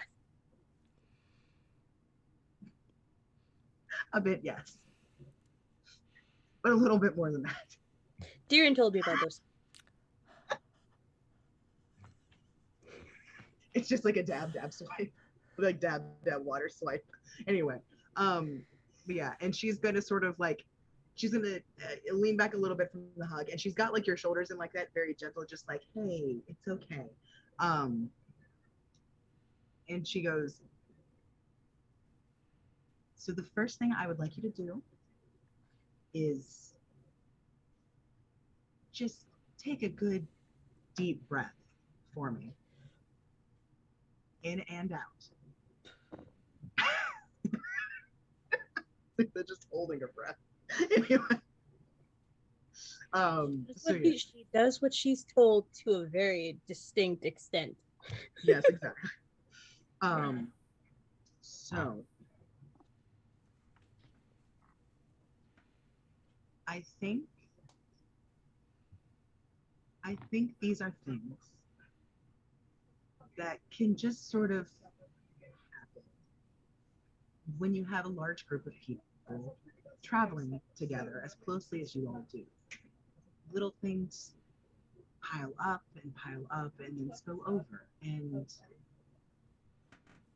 it may be a good idea to lead by the example you'd like to see and try getting everyone to calmly just discuss where they're at, how they're feeling. Make sure that those big feelings aren't overwhelming them or anyone around them, and go from there. I have to do it a lot with the kids, especially because of the magical abilities, because let me tell you, a couple of riled up tieflings just slinging spells is not good for anyone, least of all my garden, but mostly for them.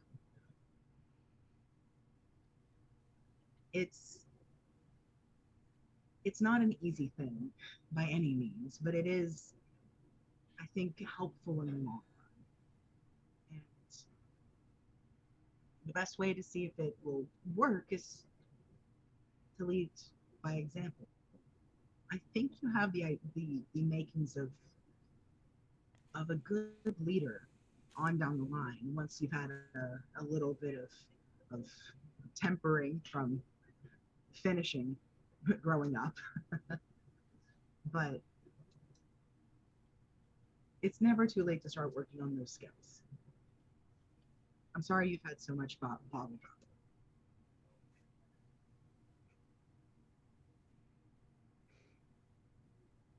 She stands up and she nods and she's just like, oh, okay. I will leave you to whatever it is that you guys need to do. Yeah, if you need anything, I'm bunking with Zinc. He's got a lot of the puff spores if you're hungry. And if you need anything, I'm here if you need anything. And she's just kind of nodding again, and she goes, Sutha, one more thing before you leave. As a parent, I can guarantee you, your father never forgot you, ever. More than likely, something happened so that he couldn't return and was trying to do what he could to make a life. But he never would have forgotten.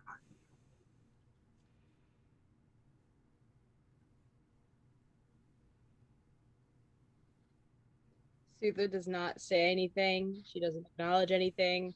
She is still very much processing that, and she's still angry. That is fair. Stop sniffling.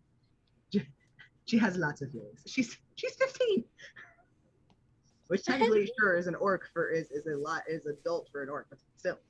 I'm guessing, do you the way that I had thought, which is why like Sutha didn't end up going back downstairs to see the others, and so in this case doesn't actually know that Sierra is back, is that all of this emotional talk would have left her kind of raw and needing like a little bit of space. Is that okay? Fair enough. That was kind of my assumption. I was like, she's gonna go right back to the room because like Sutha has returned to her room to process. Yeah, Sutha's just on the lines of, okay, I need to do better. And she's not very good at comprehending some of the stuff that was just said to her. So to her, that meant, okay, I need to sit and I need to think about these things, but I need to put them on the back burner and have everybody else talk about their feelings to make sure that she's a good leader and she's understanding that everybody else has emotions, but she's not doing it correctly. That is how she processed that. Sutha just heard, sit back and think about what you've done. Oh no. Yeah. Oh, our orc, she's broken. Oh no. Oh no, our party. It's broken. It's broken. Broken. What have you done? Yeah. So, what have you done to my friend? Sutha is gonna go back to the room, and she, I don't know if Zinc is back in the room or not. No, Zink's downstairs drunk in a bar fight currently. Okay, Sutha's gonna go back to the room and nonchalantly not care about the sounds downstairs. Yeah, I'm gonna say that honestly, it's probably just that you're so heavily focused inward that even though you do have really like you hear the stuff downstairs, but you don't. It doesn't land in your head as something that you need to be concerned about because it's just bar noise, but more. And you have a lot going on in your head, so it's like I don't have time for any of all of that. Yeah, Sutha's gonna go into her room. She's gonna go to the window and she's gonna exit through the window because she's gonna go through a moonlit walk through the woods. Oh. Well, it might does Abalone have woods nearby? It's a port town. No, I was about to say it might be like a moonlit walk along the beach. That works. We could do that. Yeah, there's not like the biggest like forested area from here is the verdant forest, which is several days walk. There's like little clusters of trees, but they're quite a ways from the city because most of it's like a coastal plain. No worries. Yep, that'll work. Yeah, so nice quiet walk along the beach. It's nice, honestly. Very nice. Right. Sand is nice. It's cool. A little chilly almost. The sand and the waves and like the nice salty air just is comforting in a way because it's so just it's just nature. It's just quiet because everybody that would be on a ship is in various and sundry bars and taverns. There's not really anybody like out here on the beach. Yeah, so she is just gonna go for the walk so that you can get back to the story for everyone. Sounds good to me. All right, let me just put that. All right, good shit. All right, so, I am still also eating, so because I'm awkward about eating on camera. Yeah. Enjoy. All righty. So, real quick, I did want to hop over. Isla, I know Drax isn't here for you to like bounce some of your ideas off of. And I don't know how compelling a Drax I could attempt to play. So I'm actually wondering. It's all right. Like, She's fine on her own. Fair. She can entertain herself. I was gonna say, because I feel like, especially after like, you know, a good big like physical fight like that, and all of the liquor, I'm sure Drax is probably passed out fairly quickly. Isla has a lot on her mind right now. Is it fair to say that she's maybe doing the anxiety thing of overthinking in so many circles until her brain wants to explode? Yes.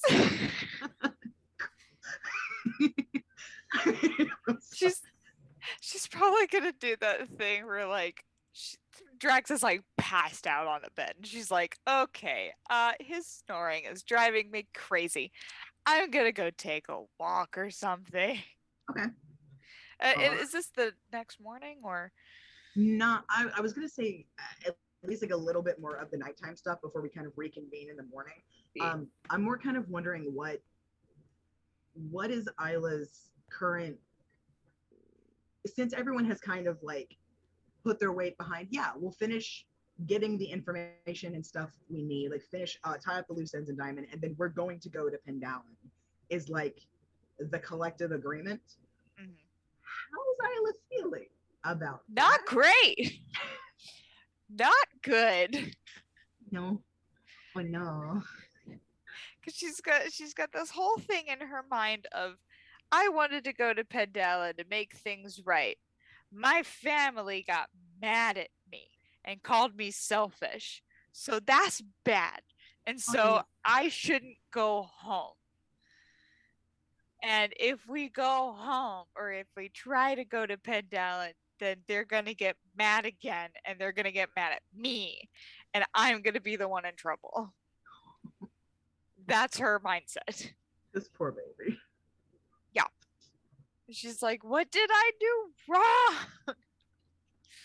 So now everyone's like, oh yeah, Pendalin, let's go. And she's like, you're being so nonchalant about this? What do you mean? Fair enough. So she's probably like pacing back and forth in their room and Drax is snoring and she's like, okay, I can't fucking take this anymore. And like heads outside and like wild shapes into a wolf and just goes out on a trot. Cool. Maybe some hunting or something. Get in some practice. Just get some practice in, do some running, you know, some extreme exercise essentially. Some howling in there. Why not? She's like, I can't scream into the void, so I'll howl instead, and no one will bat an eye. Okay. So many drunk sailors losing their shit right now, seeing a wolf run through abalone. There ain't fucking wolves in abalone. I just heard it. I just heard what the fuck? Okay. It's a ghost. Tell you what. I'd like for you to make me either a nature or arcana check for me, real quick. Okay, nature or arcana? Yes. Let's see, which one's better for me? Nature it is.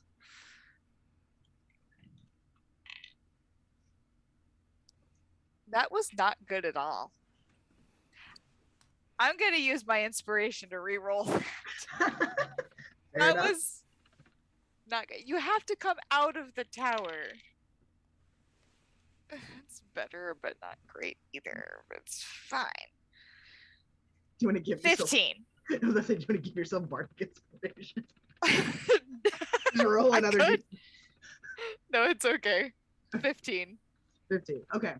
So you're stretching, you're running, you're being a wolf right now because you can, because it feels it's a little bit easier to just do other things while your brain is running in circles.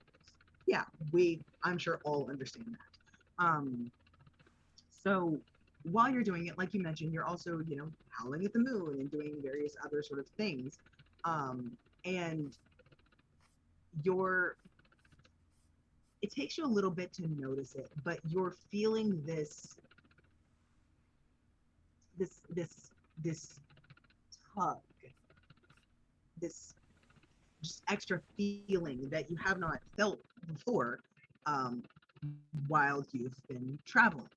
Um, and you, every time you kind of, it's almost like every time you howl, it's almost like it makes that feeling just a little bit stronger, just a little bit more.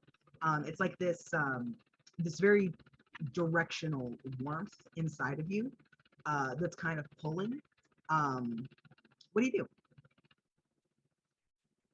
I want to follow that feeling. She can't. She's like, what dat? Is new power, new strength? Can use when go Pendalin? Help. Help. Just help. So yeah, it takes, it's not dead on precise, but you get a pretty good gist of it. And after I think about, it's 20 minutes or so of running, just kind of vaguely following as this thing's kind of going. It seems to be leading you in a fairly northeasterly direction, toward some of like, it's some of the more, it's like I said, there's not really a lot of like woodsy bits around here, but it's leading you toward like, there's a small stand of like 4 very tall pine trees that you can kind of see like on the way outskirts of town. Mostly it's just a lot of waving grass around here, just a bunch of really tall fucking grass and some shrubbery. A shrubbery. Exactly. So, but you're kind of feeling it's tugging you toward that space, that those trees, that area, like something about it. You have no fucking clue what, but something. Do you keep following? Can I use my nose to smell if anything is suspicious or? Yeah. Give me a investigation. I believe it'd be like either perception or investigation, because you're relying on your on your sense of smell, and you're in wolf form. I think you get advantage. I think that's one of like the benefits. Okay.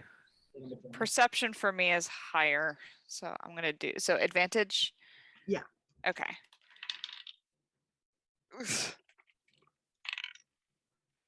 Why are you mad at me, Isla? What the fuck? 11. Fair.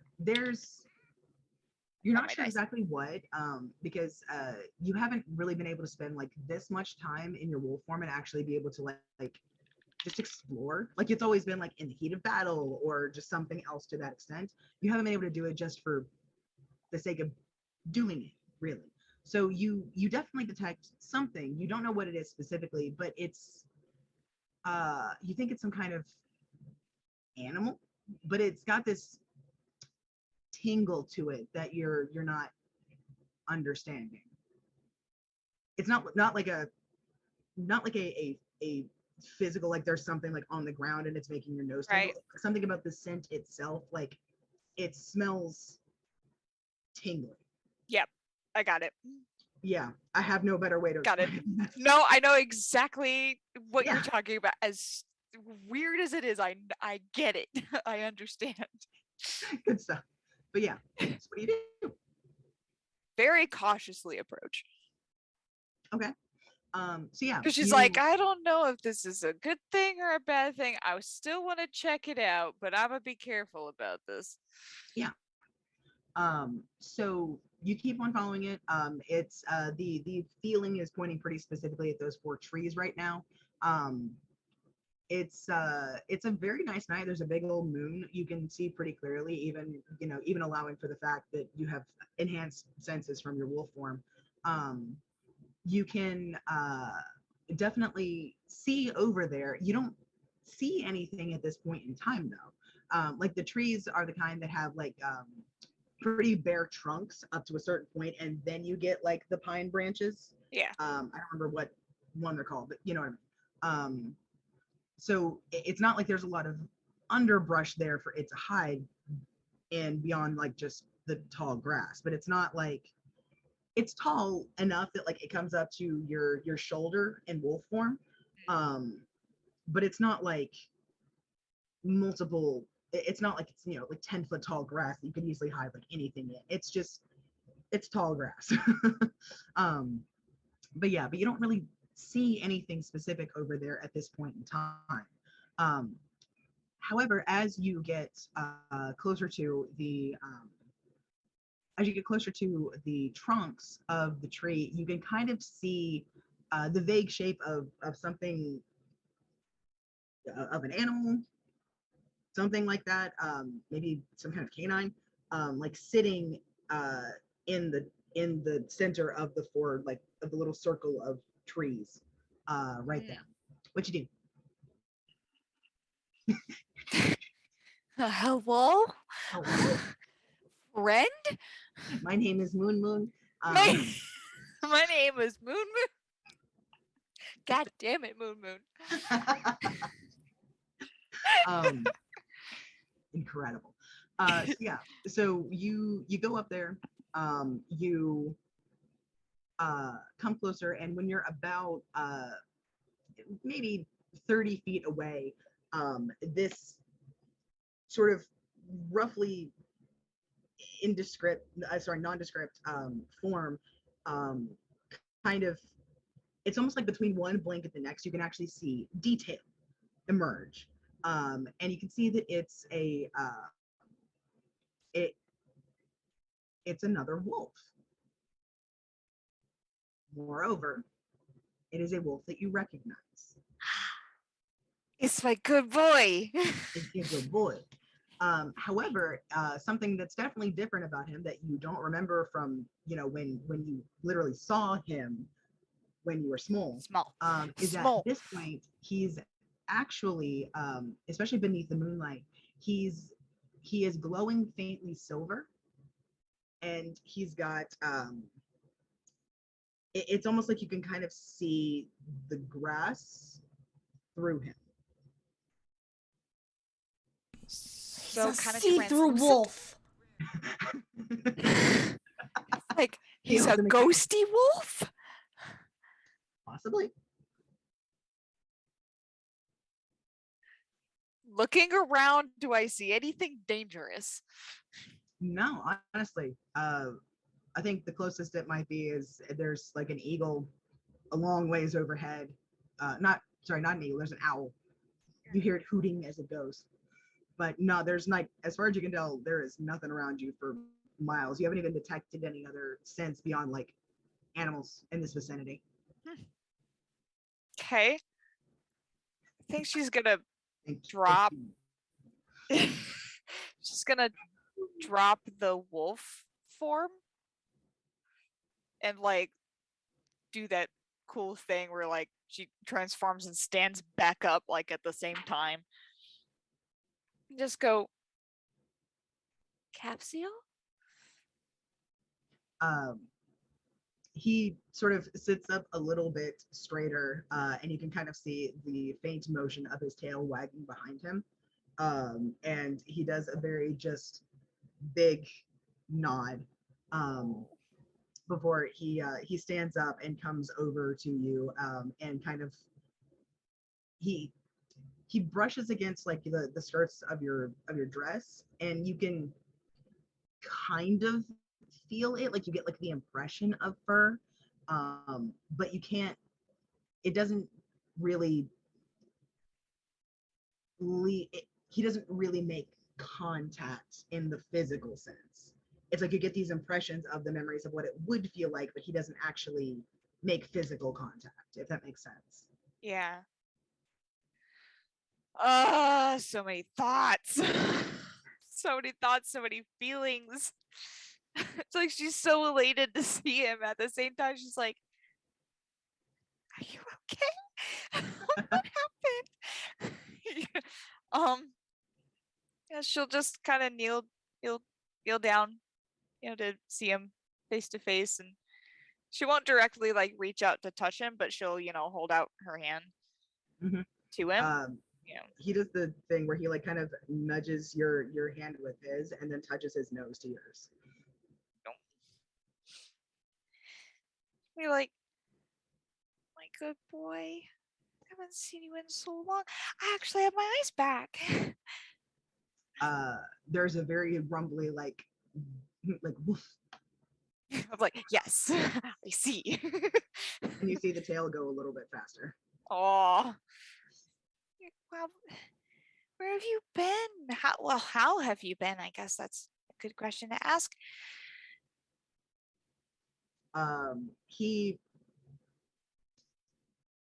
sort of looks down at himself, and goes to paw at like your knee where you're kneeling, and he like puts his paw through your knee very definitively, like, and then just sort of like sits back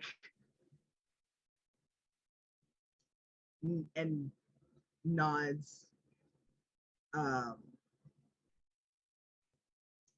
I think probably just like looks up again, sort of like, well, Yeah.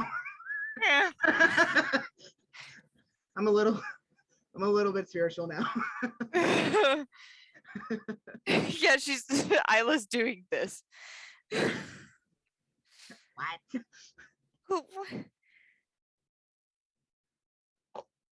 I'm so happy to see you, but at the same time, I'm very concerned. What happened?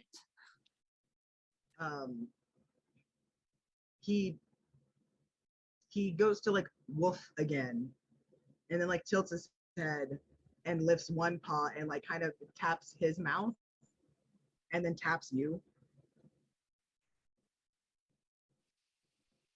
I wish I could speak wolf. Wait a minute, do I have a spell for that? Wait, let me see if I have a spell for that. I don't think I do, you. but like, I think you do. I don't think I do. Isla, you are a druid. I believe you do. I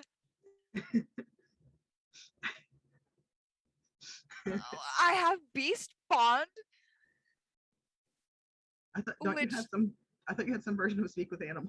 I don't think I do. I don't. Really? I don't. Druids can pick their spells every day. Oh. Gosh, I forgot about that. So Quick, let midnight strike. It's a new day. She could pick new spells. That's true. I have. If you want to replace something else, like something in the same level for speak with animals, it's completely fine. Okay. Just wild shape again. I'm actually. I can't. I don't know if I can. Me and Brian have been sitting here going. Oh wait, no, I can like one more time. But does that even give me the ability to speak to an animal? Dude, damn. I'll allow it in this case because it's a very unusual. He's a very unique being. Fair. Then I will wild shape again. La la la. Yeah. Yes. So I will wild shape again to a wolf, and in my wolfy way, ask what happened. So yeah, What happened? he sort of like gives a little like, and by the way, I have decided that for our budgetary purposes, that James Earl Jones voices Cassio. So You're talking to Yes. motherfucking Mufasa. you are. Yes. Remember Yes. who you are. Or, wait, or do we get Aslan? That's Liam Neeson. I know. I'm saying Mufasa, Aslan. How about this? Lions. Darth Vader. Oh God. Earl Jones. But yeah, no. We have a magical talking thing. We're going to have him voiced by Mufasa. So yeah, so sorry. So he sort of nods a little bit and says, well, that's one way to do this, I suppose. It's good to see you again. It's good to see you too. I can't believe you're here. Sort of. It's been a very, very, very long journey since I last saw you. It has indeed. the even those among us that are unusual are not immune to the passages of time. This, if it helps at all, my passing was for once entirely natural and expected. And I'm now able to, well, help guide you as I have done for other iterations of your family line throughout the generations. Bro, I'm fucking crying. Oh, no crying is okay. Oh, my boy. No. Okay. Okay. Sorry, I didn't expect that to hit so hard. Oh, honey. Okay. Okay. Yeah, she's crying. Not like sobbing, but tears. Oh, woo. Woo. Oh, Woo. woo. Um, but she just kind of like hangs her head a little bit, and says, "You must have been around for a long time then." I was indeed. Every generation for your particular lineage, a bonded animal comes into being with an additional something that has to grow and develop in its own time. And when the child reaches a certain age and is able to, they're supposed to come together. Your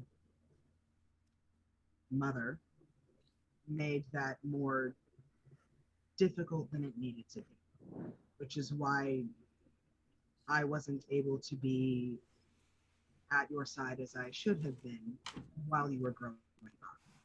We're supposed to be able to offer guidance, advice, and especially wisdom needed for those that have been, for those that are contenders for the throne in our land. As you may have noticed, a lot of the lands on this planet have deeper connections than is immediately obvious with those that are part of their citizenry, whether it's like the more obvious versions here in Amethyst Halls, or whether it's a bit more subtle and supportive rather than actively selective, like us. In extreme cases, we're able to stick around to offer that guidance after our mortal animal shell has passed on, which is why I'm here. It was actually part of the reason that I became able to connect again once I had gotten the magic to function the way it needed to here. So I'm not able to do much beyond what my wolf form could have, besides the quick travel that spirits are granted, but I can offer advice in a somewhat limited circumstance. So I can no longer actively follow at your side, but when you need to, you will be able to reach out after this and ask for a little advice, help, support, something to make it a little bit easier. Well, that's a relief. I can still talk to you. I had no idea about any of this. That was her plan. Do you know why? I am not privy to that knowledge, unfortunately. It was before I was able to find you those first times. It simply was, and she was so adamant that it impacted many things, and she put many wards in place to make it difficult for me to find you, even once I knew where you were located. So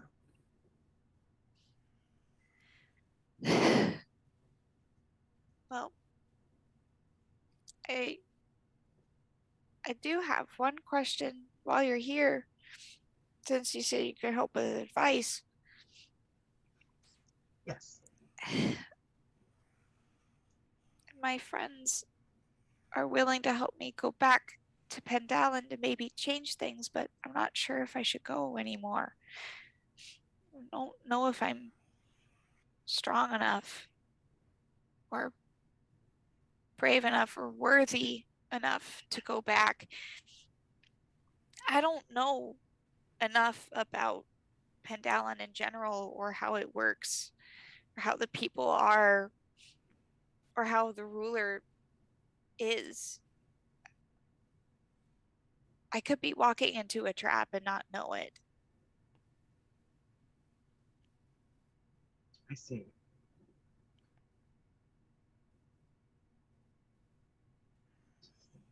Strangely enough, our homeland our homeland could be a crucible of sorts to figure that out. It is unyielding, it is cruel, it is harsh, and it is often completely without reason for any of these things. And that's even before you get to the kingdom for which you have the blood relation to. I would say if you are unsure, you you could see the quest to get there as a sort of testing ground for your skills. However, I would also offer this bit of true advice. When it comes to something like this, the gravity and the weight of what it represents in the future is not to be diminished or overlooked. I believe to know the true answer to your question, you must think about how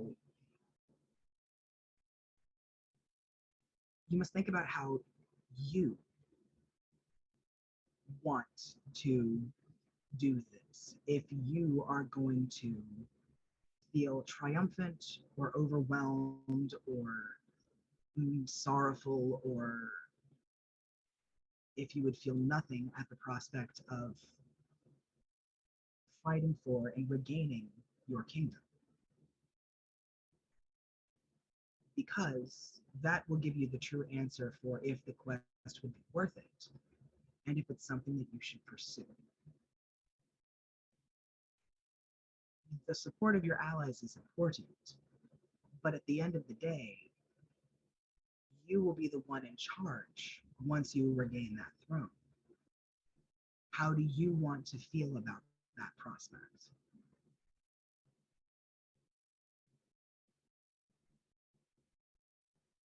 You got a point, yeah. That makes sense. I want, more than anything, I want to make things right. Whether I have to sacrifice everything, I want to make things right. I want to make people smile. and feel safe. I didn't for the longest time, so I want to give people someone that they can trust and look up to be merciful and fair and just.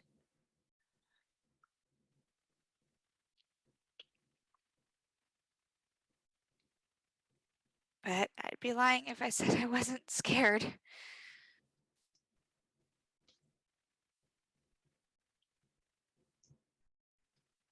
I'm sure as you already know this, but presence of fear does not denote bravery. It's what you do in the face of that fear that does.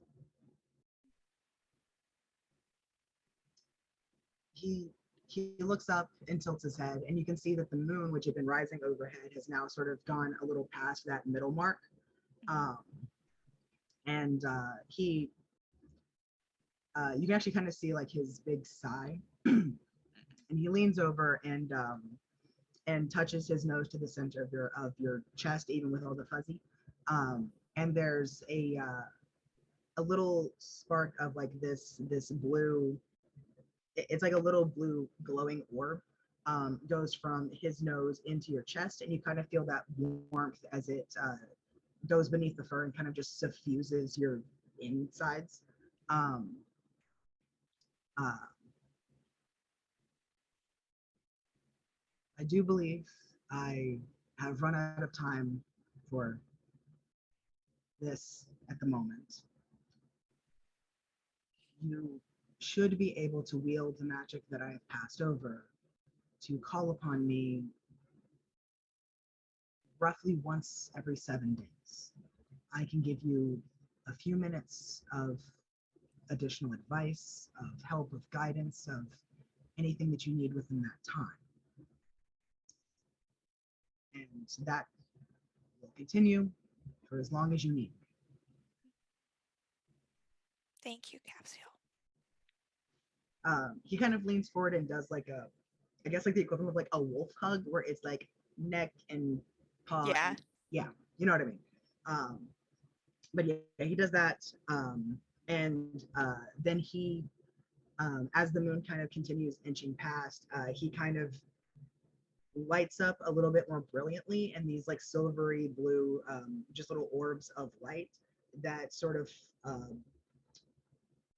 brighten up a little bit and then kind of separate out and slowly fade into yellow as a bunch of little fireflies kind of separate out from him and just spread out across the grass. Yeah. Isla's gonna, nod and run back. Yeah. To the tavern. Good stuff. Okay. So so I think the next morning, you guys are all kind of assembling. You don't have necessarily like as much of a time crunch because I know Sierra, for example, doesn't quite know what time Callie's going to get here, so I'm guessing she'll kind of either I don't know if you plan on maybe sending again to Callie to kind of be like, hey, when you get here, come to this tavern, or if you're just going to kind of like walk back and forth from the front room to Anya's room. Yeah, I'll spend another sending spell to contact Callie again. Let me know when you're in Abalone. What's the name of the inn we're at? The not Rowdy Raven. Was it the Rambunctious Raven? I can't remember. Just say the Raven. There's only one that has the Raven in its name, so just say that for now. We're staying at the Raven.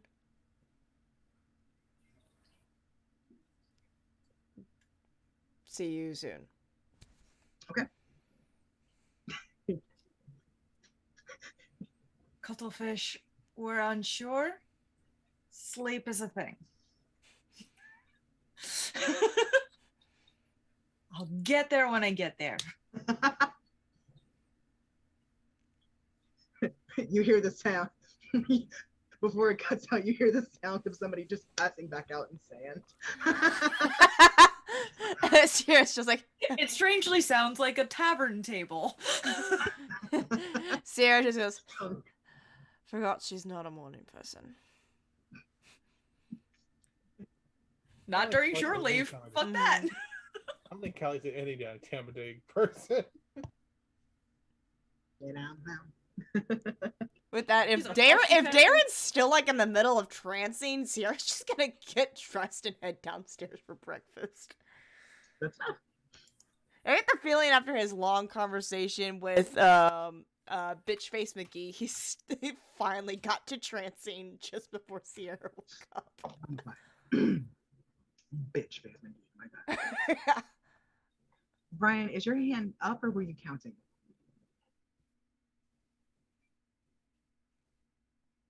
Yes, I would like to role play with devotion if that's okay. Yeah, definitely. Do you guys want to do it before Sierra joins you down at breakfast? I think Zinc is going to stop at their room before going down. Okay. Okay. Actually, it's less devotion, more of Anya, but also devotion's there.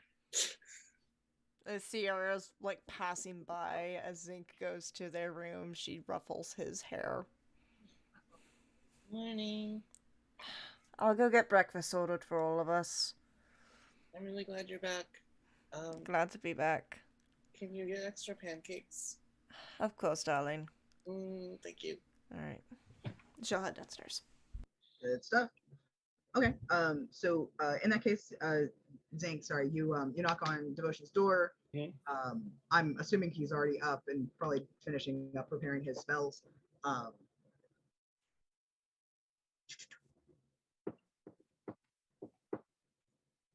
Yes. If it's okay, are you guys awake yet? Because I had an idea while I was, we'll say, celebrating yesterday. Yeah, I saw that celebration. Yes. Coming in. Morning, Anya. Good morning, dear. There's no one else in the room? Right. No, it's just that. Can you cast that spell? The silency one with the things and the stuff? Oh, yes, of course. Okay, I just want to talk to you guys real quick about something that's been on my mind. All right. I cast fire. No, I'm kidding. I didn't They're ask. both fire resistant. It wouldn't do much. It would still do half the damage. She's a red dragon sorceress and he's a tiefling. It wouldn't do much. Yeah, so Zinc is gonna she's gonna pull out the little magic eye thing. There's nothing in here. Okay. So I was thinking about where you guys could cloister a place that's protected and kind of away from everything, and that no one would really think of to go look for you. Not you, Devotion. I mean, unless you want to go with them. You haven't been away from your family for a while. And I will be for a while, yes. But what is your idea? So our family has a cabin that we go to. Actually, it's less of a cabin and more of just like an actual tree that we've hollowed out, and it has defensive spells set up. There's an underground escape hatch, and my mom cooks really good breakfast and dinner. Your mother. Oh, yeah, it's our family's thing. It is a family home that is known to your family. Mm-hmm. No, my sister, me, my mom, and my late father. Yeah, we don't have like. I mean, our rager house is in the mountains, so because everything's made of stone, it's harder to break. My question although this offer is very generous, I think. Mhm. This is a house that was known of. You mentioned your grandfather held a rather lofty position at one time. Was this your yeah. family home while he was in this position? No, this is a separate thing. This is just for us to get. You know, I have like thousands of relatives. I have met like them. I have met at least 40 one. cousins on my dad's side alone. Um, I but do remember one cousin at least. Yes. yeah, this is our like our spot to get away.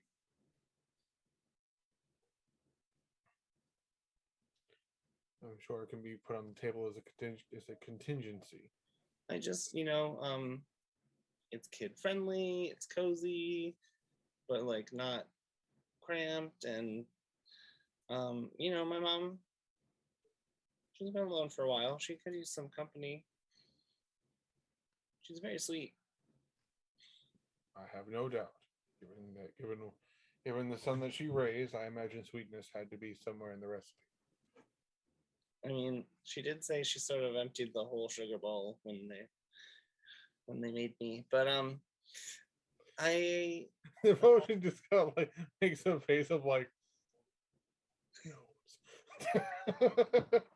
like that is if that is a gnomish euphemism, I feel so bad. I really want to laugh. What do you think, Anya? Do you think that would be okay? Sorry, one more time. I heard it, but it didn't settle in my head. Listen up, bitch. I said with you. No, rewind that. What do you think, Anya? Do you think that that would be a good idea? Because we're gonna have to hide you guys somewhere, right? Yes. My only concern is that we had planned to make sure that only the twins, the friends of Darren, would be the ones to know where we are until everything settles, because that would keep us safest until you're all able to remove the threat. Okay. As well, I still have to talk to my mom about it and just be like, yo, can you host some really dear friends of mine for a while? But I can always do that as like a backup plan if you want to. It may be a good backup plan in case we ever feel the need to return to this continent. I know we had been planning to go to various places in Pendalin to hide better among many unknown. No, hold on. I only want to know one of the plans, just in case, Well, it's a very large continent. The plan, as it is for them to keep on the move. But having somewhere safe, if they need to come back, is a good secondary option. Are you familiar with the sending spell? Yes, though I don't believe I'm able to cast it, but I can get a scroll or a few. Oh, actually, I think I have one. Hold on. It is the den father. I need to warn you all. I've been attacked. Is it perhaps a cat? My eye. Someone clocked you good, preacher. That's not makeup. What the hell happened, Dad? Call the police. Shut up, or I'll give you the Somebody clocked you good, preacher. So I was in a little fender bender, and I was turning, looking, and I banged my head. So it actually it hurt my eyebrow, and then the blood drained down around my eye, and it's getting worse. But this doesn't hurt at all. It's up here. So sorry, just wanted to share. But, he does this kind of stuff for makeup, but this was real. Put a cold steak compress over that. Should heal it up by tomorrow. It does actually work.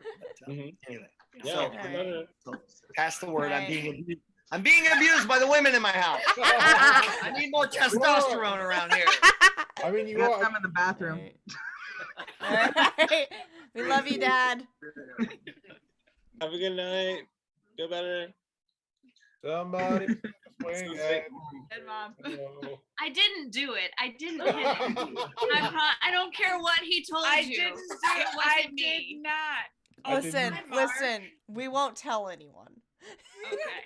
You were the number one suspect, actually. For legal reasons, this is a joke. Yeah. And For legitimate reasons, this is a joke. it's just a Yeah, for anyone watching the stream right now, this is a complete joke. There's been no violence The only person whatsoever. that Call the police.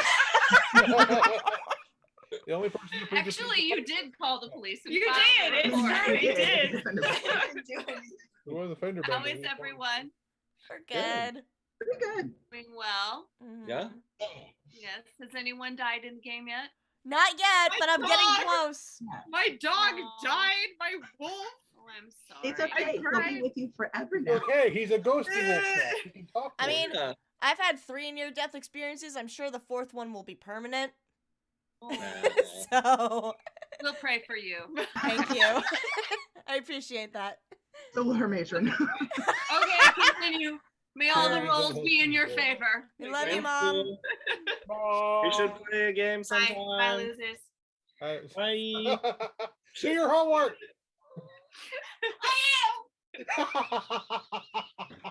Sorry, guys. No, that's okay. Good.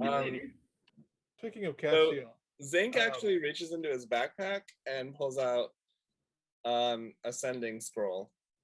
Here, do you want more? I have a couple of these. I think one for emergencies will be a good plan. Okay, you I'm just message sure- me. I'm sure wherever we go, I'll be able to find somewhere to restock. Okay. Making it vague on purpose. Yeah, I can only teleport to places that I know of. So it's gonna be tricky, but I think we're going to Panda. We're going there. I don't know. I'm a little hungover. I don't know what's going on. Well, if anything does happen, we'll definitely let you guys know. But I think the plan is to keep us moving and keep us hidden until I hear from you that everything is safe. Okay. And again, if you want me to teleport you anywhere, before you guys head out, just let me know. I'm here all day. And Well, we won't be doing anything until after you all return from that. we have some loose ends to clear up and done. yes. Yeah, you don't have to come. I understand why you wouldn't want to. And you're just gonna like sort of like look up into her eyes and get like these big old puppy dog like eyes, and then just like jump in and give her like a big hug. Aw. I mean, yeah, she'll definitely hug you back.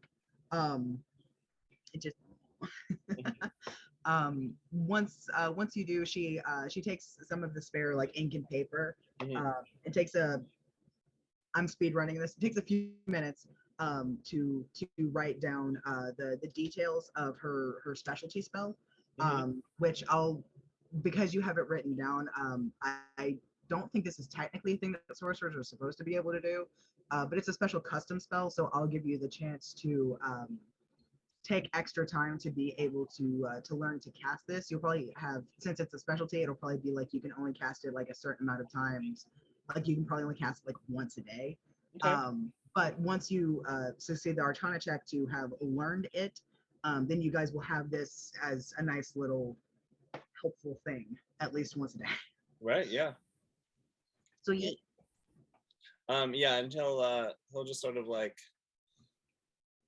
pull out a tiny bag of puff spores and just be like, Devotion, are you sure you don't want to spend more time with your family? Well, we will be attempting to wrap up our unfinished business in the city as quickly as we can. So that I can. Until the threat is gone, it's not safe. I know. Okay, I'm gonna go have some breakfast. This is just my nervous habit at this point. You want some? He offers the puff spores.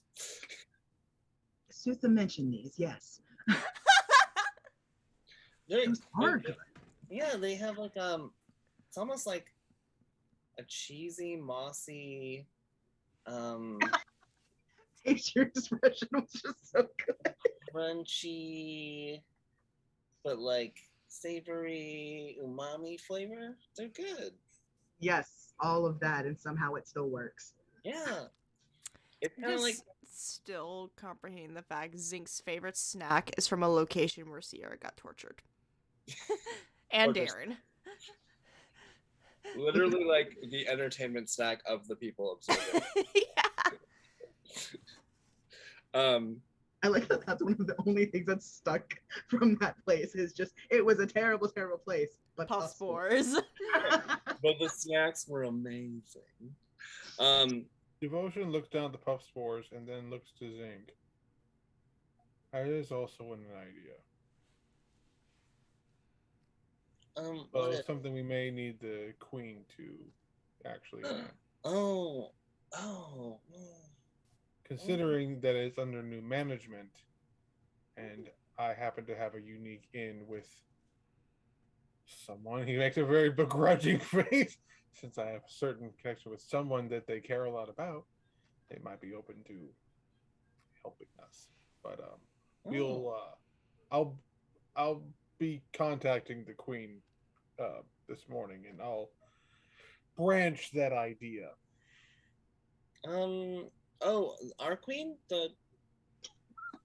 Yes, our queen, who I have not updated in a bit. A hot minute. Tell her I said hi. Tell her I will let her know you said hi.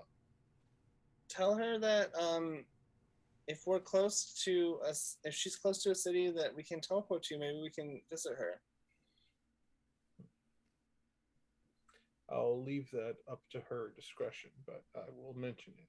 Okay. Be easier to give a full report in person than over a couple of sending stone tells. Yeah, I know that's the downside of sending stones. Okay, I'm gonna go get breakfast. Bye. And he's gonna like just run out of the room, like puff spores like trailing behind. Good Lord. Okay. I wouldn't eat too many of those. He started eating them on the Underdark, and then he hasn't stopped eating them. Quick question, DM. How much did breakfast cost? I think for all of you, because breakfast is a lot cheaper than other meals, honestly. I think for all of you, it'd be like 2 gold. Okay. Yeah. All right. Okay. Breakfast is paid for and waiting for all of us down in the tavern. Perfect. Anya wants to, I think, remain in the room, especially because y'all are going to be talking about basically y'all are probably going to be planning on leaving for Diamond and like prepping all of that stuff. I think she's just going to chill in the room and probably sleep. He's still going to bring her up some breakfast. He's going to make her eat some breakfast and then let her go back to sleep. Yeah, no, understandably. Yeah, honestly, she probably like eats it all fairly quickly and then just passes out. Eats it all, sets an alarm spell, and passes out. He gave her a small kiss on the head and then goes back down to there you go. Up plans and stuff. Okay, so yeah, you guys eventually all reconvene together, and sorry, brain, please work. You guys reconvene downstairs. Everybody kind of trickles down one after the other. Devotion, you come down, like load up a plate, take it up, and then come back down to have your own. Zink and Drax probably both look a little more hungover than the rest of you. I slide a huge stack of silver dollar pancakes over to Zink. Oh my god. you're the best. I mean, you asked for pancakes, so I got you pancakes. I know, but they're me-sized. Don't scuffle them down too quickly, though. Okay. I think there were benefits to having given up alcohol as part of my oath. I don't have to deal with hangovers anymore.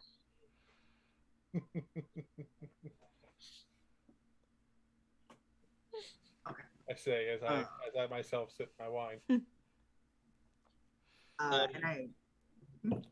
Oh, I was just gonna say, is everyone else downstairs at this point? Because I know it's Sierra, Zinc, and Devotion right now. Yeah. Isla and Drax, I think, come down together probably a little after that. I'm going to say for dramatic flavor, because she has an emotional hangover. Isla has like the puffy eyes with the red, like she's been crying. Yeah. With the not a hungover headache, but a dehydrated, I've been crying for hours headache. Slides over a tall glass of water first, then a mug of coffee, then some pancakes and some fruit. She's just like, you just need all. look like you need all of this. She just goes, thank you. Zink's gonna pull out a hammer and a piton, you know, the thing for rock climbing, and he's just gonna be like, if Drax did this to you, you can use this. I just want it back though, okay? He goes, ow, ow, ow. No, he didn't. He didn't do this to me. I just had a very long night. Dear, drink of water. Takes the hammer and the piton back. So I think Sutha is going to be the last one down, probably. And again, I'm going to say for dramatic flavor, that Sierra, as you were passing the pancakes and stuff over to Island, like, no, just recover. I think that like as you happen to glance up right as Sutha is at the top of the stairs, and you guys are finally like, oh, there they are, at each other. Okay, because Sutha hasn't seen Sierra in a whole ass week. And she looks very different. Her skin is still very pale, and she still has ruby red eyes. Her hair is still black, albeit she has one shock of white going up near her bangs, and all of her hair has been cut off. She has a pixie cut now. And the metallic, shiny tattoo on her face has dulled. And she's dressed in all black now.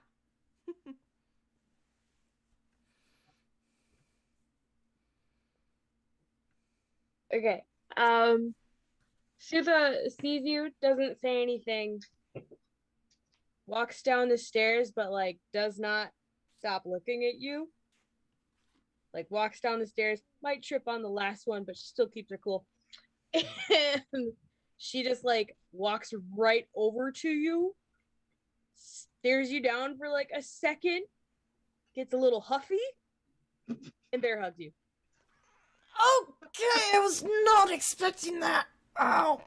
I need a clarifier. As when you say bear hug, are you transforming into a bear and then hugging? No, not yet. Okay. Sierra is very confused because the last time these two interacted, Sutha was yelling at her and insinuating they weren't family anymore. So Sierra's just like, I feel like I've missed some steps. She is brutal right now. I've missed something important. She's like, I was not expecting this. Hello. This wasn't her fault. It was me. Someone else is obsessed with that movie too. Encanto. I was like, go. And she was like, I love that movie. So good. Such a good movie. So anyway, bear hug. Oh, she's a... Hello. And she like hugs you even more, and you just hear her whisper, I missed you.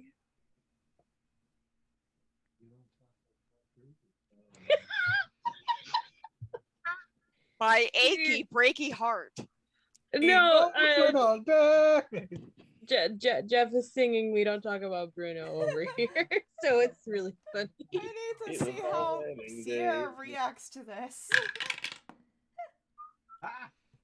She doesn't say anything, she just gives you a comforting pat on the shoulder the best she can. So you know when a cat really likes to cuddle and they kind of just like boop you in the head with their head? Mm-hmm. You got booped in the head with a head. Oh. Oh no. And then there's like nuzzling, and it's really weird because you've never seen her be this affectionate.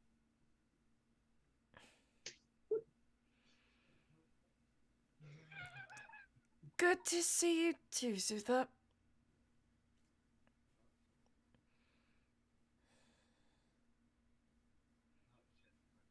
So unless you tell her to put you down, she has not put you down yet. Do you mind putting me down now? I need to eat my breakfast. Right.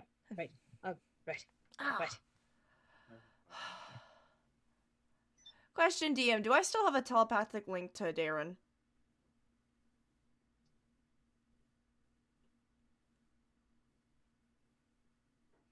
That's a damn good question.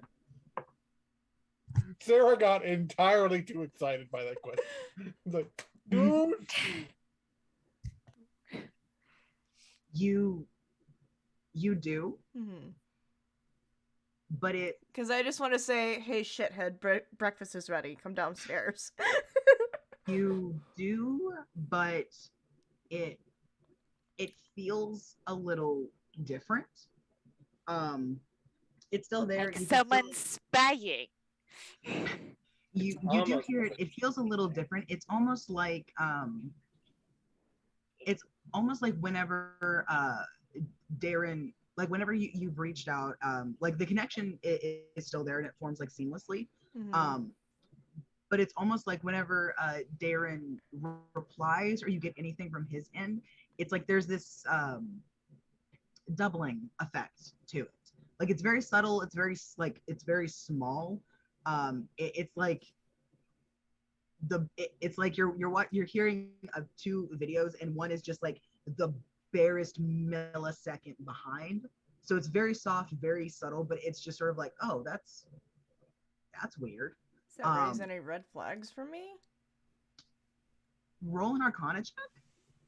Let me pull up my stats real quick. In the meantime, as I'm thinking this, I set plate of food down for Sutha. Oh shit, I got nothing for Arcana. 3. The dice don't want me to figure out my boyfriend's possessed.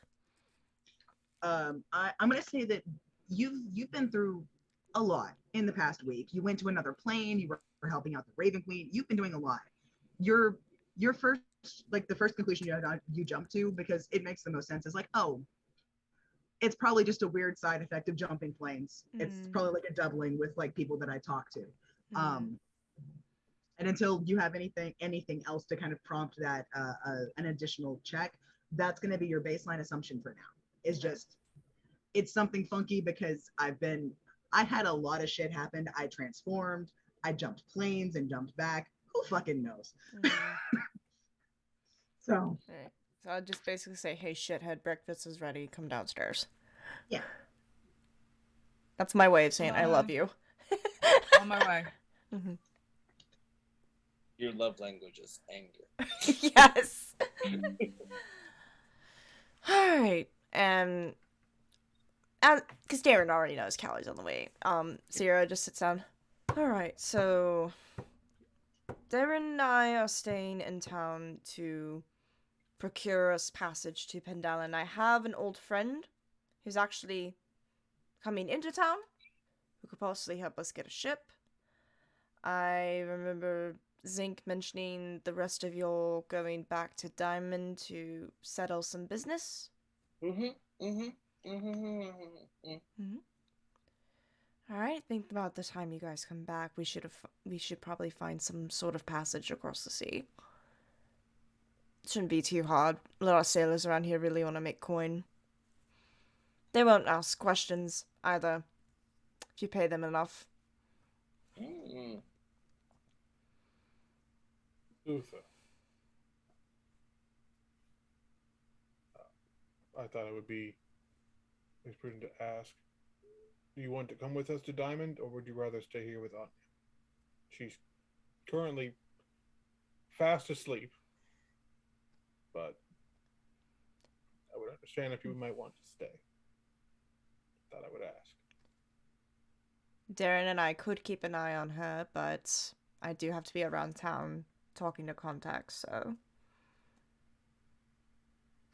I mean, it wouldn't hurt to have a couple extra people back here.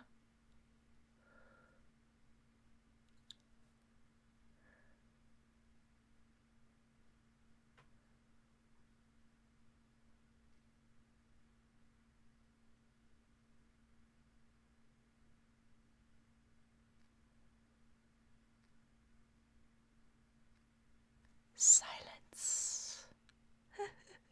Sutha is deep in thought. Should I stay or should I go? I'm debating because it's like if she goes back to Diamond, she's gonna have to deal with her dad again, and I don't know if she wants to deal with that.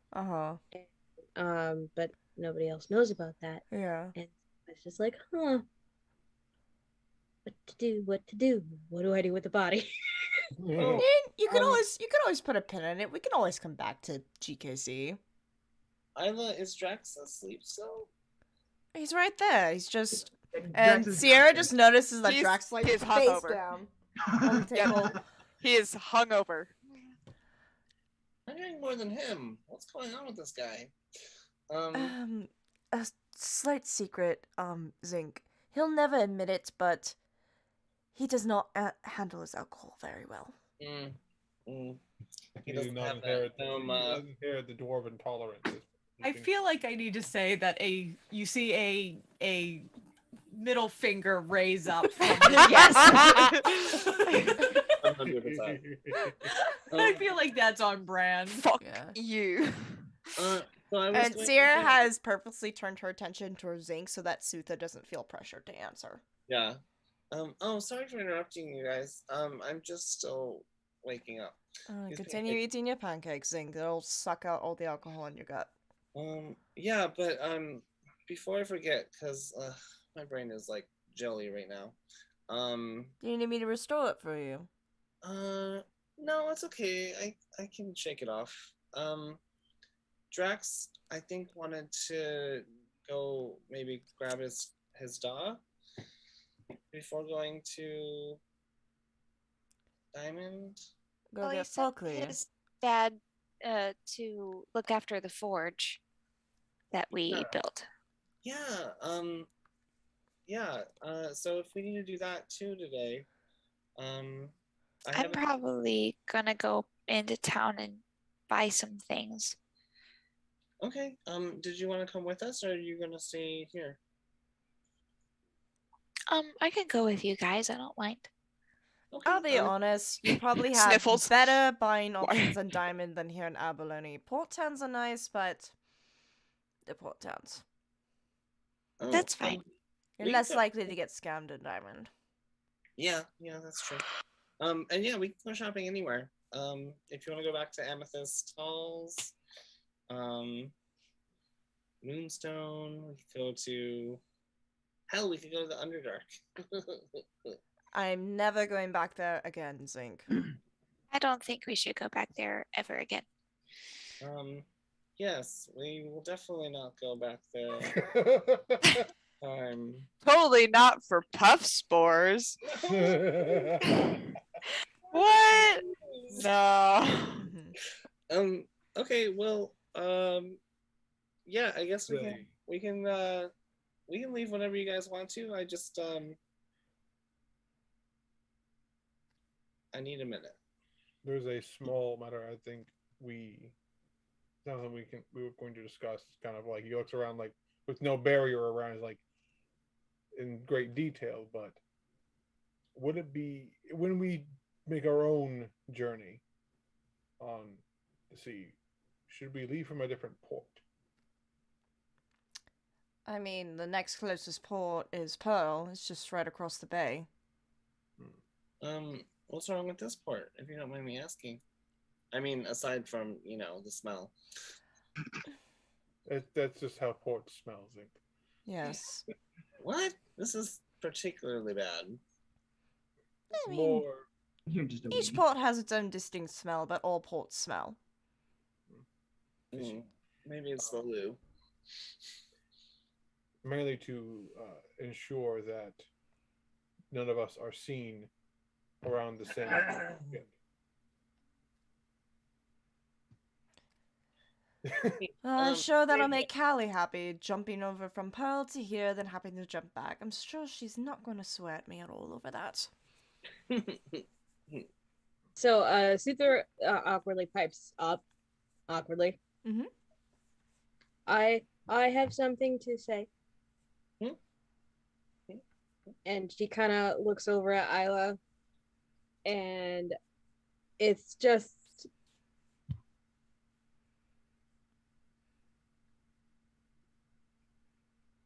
how I acted before was very, very wrong. You are not a selfish person for wanting to do what you believe is right.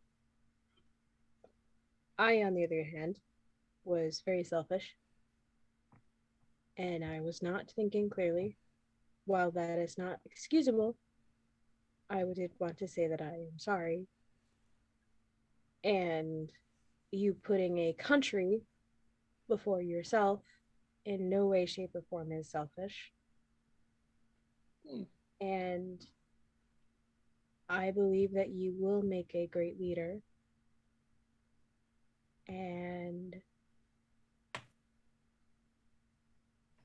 I am very sorry, he's playing a video game. It's just the background tavern around us. Yeah. And I was selfish. I was angry.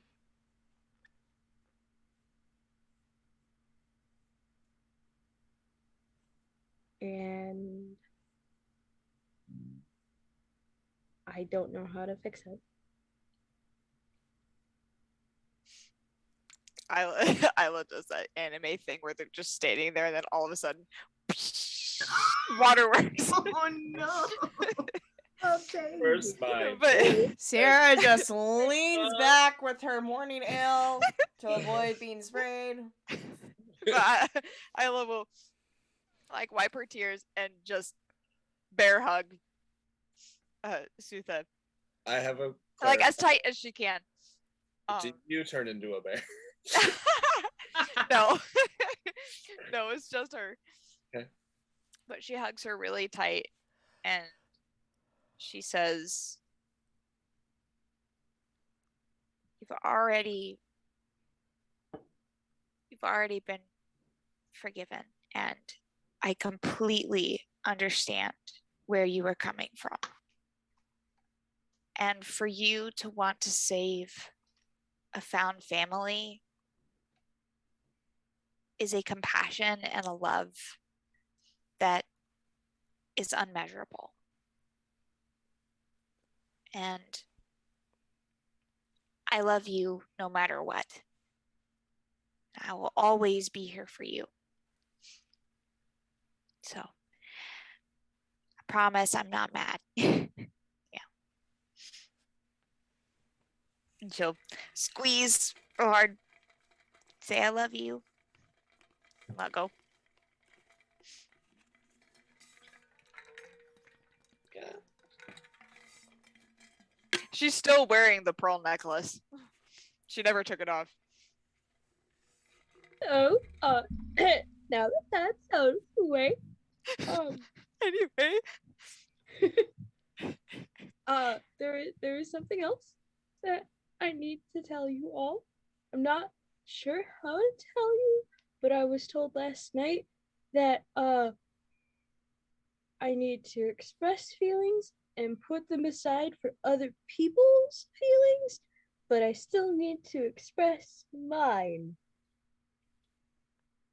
share emotions, share viewpoints, yes. Take it from someone who completely shut off her emotions. You don't want to do that. Right. So what I'm about to say doesn't need a rebuttal because I'm not going to deal with it. Because we have other people's problems ahead of it. And I can deal with this later. She's like she's like a little kid with like a crayon and a piece of paper, and she's trying to make the circles, and it's just not going.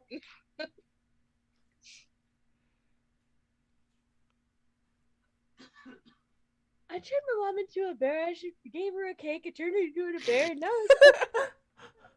I gave my mommy a cake. She turned into a big bear. My auntie tried to get in. That's not pureness. I don't know what is.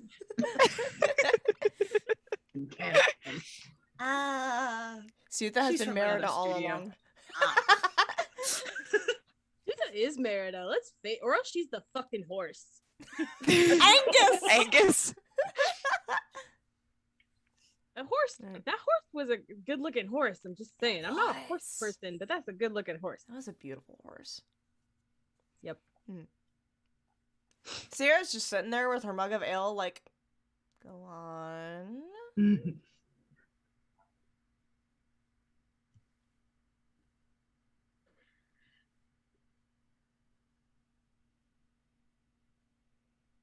know what? It's fine. We can continue with the plan. Well, now I know all right. what it was. Zink, if she's not ready to say it at the time, we shouldn't pressure her to say it. I know, I'm just... And now she's just like, her like leg is tapping, and it just looks like she's about to explode. Zink's just gonna... I'm going to break my connection to Darren and connect to Sutha. And speak to her telepathically. If you're not ready to discuss it now, it's all right. So I don't exactly know how telepathy works there, but I kind of feel like you have the ability to. Telepathy is being able to read her mind, right? Or is it just communicating? The way my tattoo of telepathy works is just to communicate. Okay, so like if I have a mental breakdown, you wouldn't hear it? No, I would not be able to hear it, but I can still convey your tone and everything when you speak back to me mentally. Yeah. Okay, she's just screaming in her head back at you. I found him. I don't know what to do. I found him. He has a family. I don't know what to do. What am I supposed to do? He's in Diamond. He never looked for me. He was just staying in Diamond the whole time. What am I supposed to do with this? Like, how am I supposed to react to this? I spent 15 years of my life without this man, and all of a sudden he's there, and he has a kid, and he has a wife, and they're all happy and go lucky. Oh my God, what am I supposed to do? First off, DM, did that all sound warbled to me? No, came through just as clear as you're used to. Sarah thinks and herself. Sutha just kind of looks at you, looks down, looks back at you, looks down, and just like continues. Sarah's just like, put a pin in that thing first. Okay, that was definitely a lot. I'm proud of you for feeling comfortable enough to tell me. Perhaps if you wanted to discuss it one-on-one later, we can do that. Is that something you would like to do? And this is telepathy. Yeah, it's still telepathy. Why is this a hard word for me? Telepathic. Telepathic. It's still all telepathic. Nobody else can hear us talking. All right. Sutha is just gonna like still like it's really fast. It's really just like panicky, and it's just like, what the hell am I supposed to do? How am I supposed to address this? Well, like everybody else has all these other issues that need to come first because this really isn't a priority. I just found out about this, so this really isn't something that I need to take care of right away. Is it? I mean, is it? Could it be? Is this something that I should take care of? Should I take care of this when I'm in Diamond? What am I supposed to do? Am I just supposed to have dinner? Are we just supposed to have a drink? Hey, Dad, it's been 15 years. How are you? I'm good. I see you have a whole other family and forgot about me. That's great. Wonder how that's going. Take it from someone who never met her father until recently. I can understand that it's a lot to unpack. If you don't want to go back and confront him, you don't have to. You can think about this. Hell, we'll probably be out of country for at least a few weeks. You won't have to worry about this. I literally saw him and ran.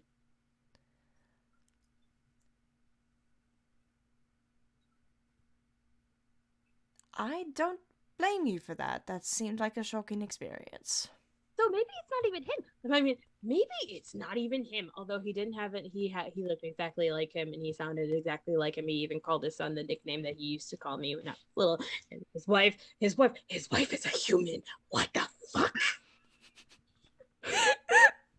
Sierra is doing her best to maintain her composure as she and Suther are having this telepathic conversation, but just hearing that tone in her voice, Sierra can't help but smile a little bit. I mean, fair.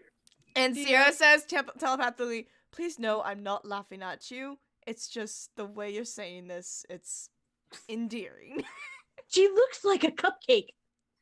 It looks like a Maybe that means she's a very sweet person.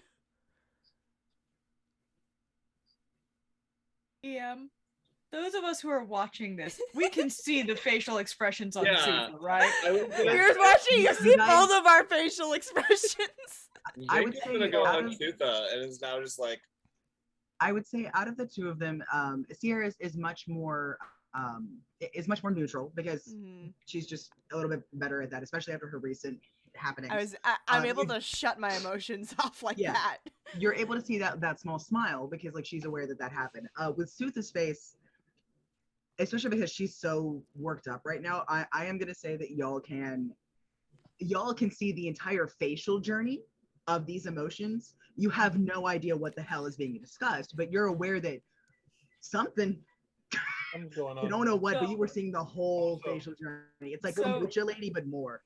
So Darren, trapped in his mind palace, is just gonna say out loud, "So how's this going for you? What you wanted? Is this what you were expecting?" Because this is pretty normal. I will give also, Bridget, was that a pink skins joke?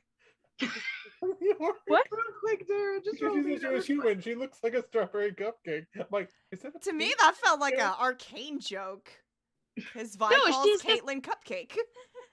She's blonde, she's short, she's cute, she's got little dimples, she's a baker, she smells like sugar, she's covered in flour, she's got blue eyes, she's got like freckles. This woman is the epitome of a vanilla cupcake. I didn't hear for now. I thought you said strawberry cupcake. I'm like, wait a minute. I just said she looks like a cupcake. Okay, I'm sorry. My brain like, wait a minute. Honestly, yeah, Susan's a little like, okay, my mom looked nothing like that, so Dad, what's your type? Dad, what's your type? Good Lord, have mercy. The sad answer is someone who By loves the way, I was offered a boyfriend today. You were offered a I was offered a boyfriend today. 2 of them. We don't have time to unpack. Oh wow, 2 for 1 special. Yeah.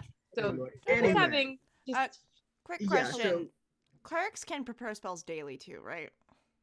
Yes. Okay. You can- I you made sure have to the switch. option. I made sure to switch the spell out then. I think I completely forgot that druids are under this, but I'm pretty sure all divine casters are supposed Except to, for like- rangers. Rangers can only switch them out per level up. Yeah. Oh, good, because after that crappy connection to clear connection, I'm sus now. The fuck was that shit? Yeah, which is fair. It's just like, that's weird. What the fuck is up with that? Especially given, I would say like Sierra's first guess is probably like something fucky with the order. My guess is that's where her mind's going. Because it's Darren. What else would be messing with his head other than the order? Like, yeah. Traffic patterns? So. Oh, why? So yeah, sorry. So you guys are seeing the entire facial journey that Sutha is going on for like her emotional expressions. but you have no real context for what it is. It's just obviously there's anxiety, there's apprehension, there's confusion, there's probably a little bit of like yearning, then there's like some anger and some what the fuck. Yeah, no, all of this just kind of cycles through at random intervals. Sierra then goes to say telepathically, if this is stressing you out, stay here in Abalone with me, Darren, and Anya. Do you think that'll make you more comfortable?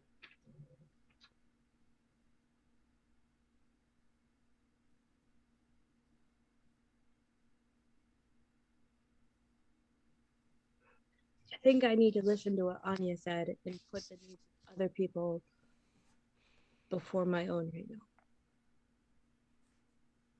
All right. Because that's what a leader is supposed to do. And I need to learn how to be a better person.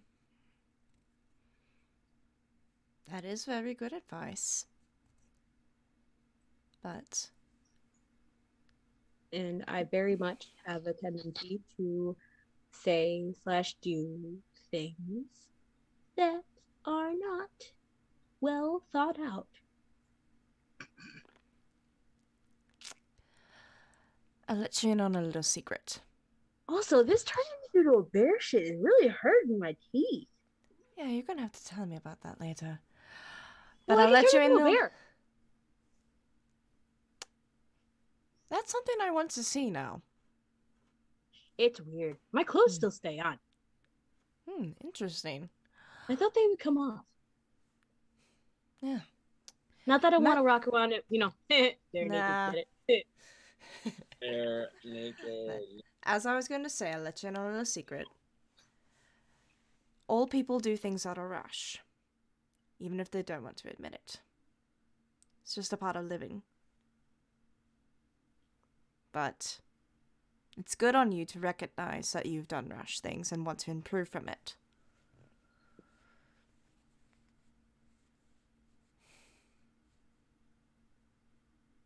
I'll admit I was rash back in Black Opal.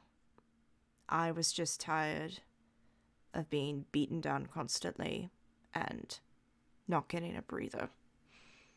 So I too apologize for my actions.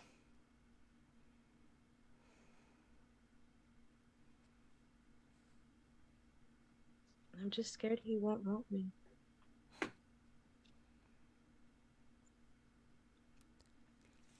Well, if it suffices, I want you around. Isla wants you around. Darren wants you around. Zinc definitely wants you around. As do Drax and Devotion and Anya.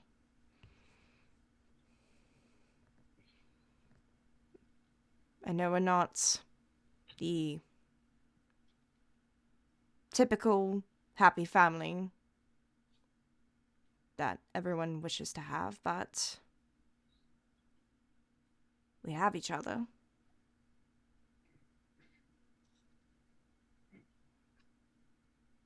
You're not allowed to comment ever again. I want to know what he commented now. Wait, No, well, you don't. I just want to point out that this whole time, Zinc is just like staring at Sutha, like trying to get her to blink thing, and he's gonna like whisper to Darren.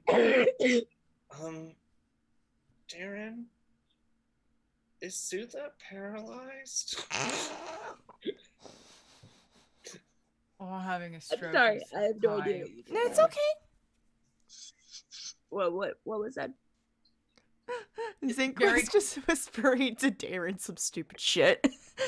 Okay. I'm Is sorry. it- When okay. I'm like coughing, like my ears close up and I can't hear shit. It's Oh, okay, man. hun. Sorry. It's those eustachian tubes. They get plugged up and you can't hear. Mhm. Yeah. Yeah. Go ahead. No, I wasn't. No. I was just gonna say, Zinc is literally just like watching Sutha like have this telepathic conversation, and like the face changing, and Zinc is just kind of like, hello. Hello? I think they're starting to get suspicious of us.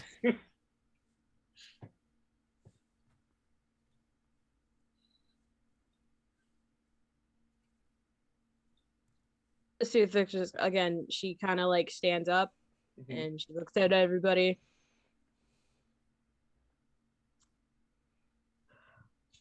I'm just gonna say it, and it's gonna go on the back burner.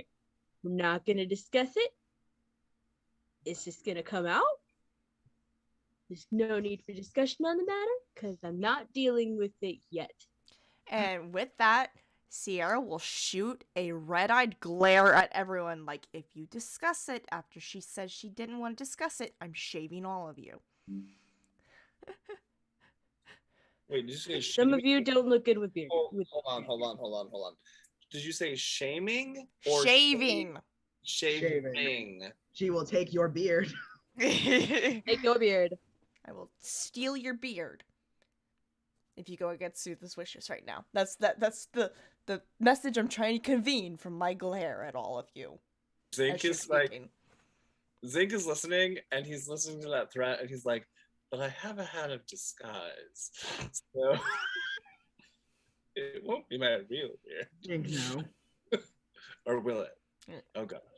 No, I'm just kidding. Go ahead. Continue, Sutha.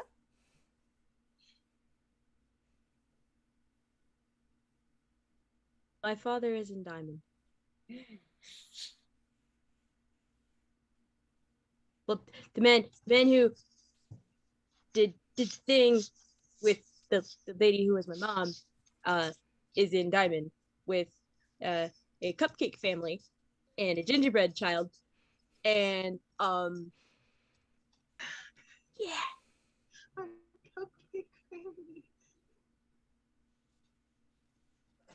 Zinc is just gonna jump up and hug you, and he's gonna look at everyone and be like,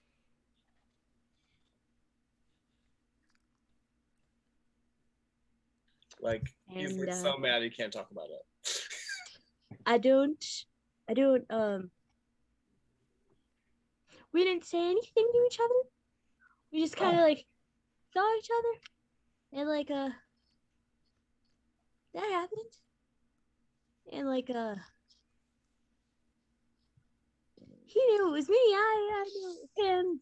And, just kind of left. And like, that happened. And,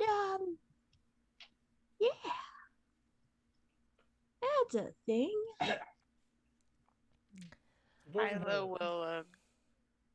Isla's just gonna grow a lily and place it in her hair and kind of like tuck it behind her ear and just smile warmly and step back.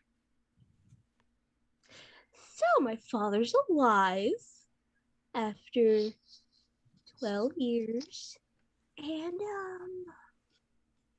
has a whole new family and has probably forgotten all about me, minus the fact that he just saw me the other day. That must be fun to deal with. So, how about that Pandalin trip? Zinc is like still hugging you. Would you like? Sierra will look to see the. Would you like to help me search around town for some passage across sea then? Sure. All right. Works for me. And then if there was any type of alcohol on this table, it is now being chugged. It was probably Sierra's mug of ale that was sitting right between them. My bad. No, it's fine. It's fine. There's a pitcher nearby. She'll pour herself a new one, and when Sooth is finished chugging hers, she'll refill it for her. It's all right. Like sits there and kind of rubs his shit like. Well, I think it's planned out now. Myself, Darren, and Sutha will stay here in Abalone. Find us some passage across sea. And possibly in Pearl, so that we're not sailing out of here. If we want to cover our tracks. Devotion, Zinc, Isla, Drax. Making a couple trips to head back to Diamond. Tie up some loose ends. All meet back in Pearl. Does that sound like a plan? It sounds good. Sutha, drink the mead again. It sounded funny. Okay. It's Just all got- girly. I'm like, yeah, all sounds so fun. Well, that takes care of that, yes. Huh. I heard it was something I was going to bring up to Sutha. Basically, all that she just unloaded at us. While searching for information, I heard a rumor from a very lovely cook who things that sounded like what may have either been what sounded like maybe what have been how you have described your father or someone like him, which I thought may lead to answers about him. But then I came back with what information to Sierra tell you. starts glaring Okay. at you like, didn't she say she doesn't want to discuss this afterwards? Well, I guess that covers that. Putting a pin in that later.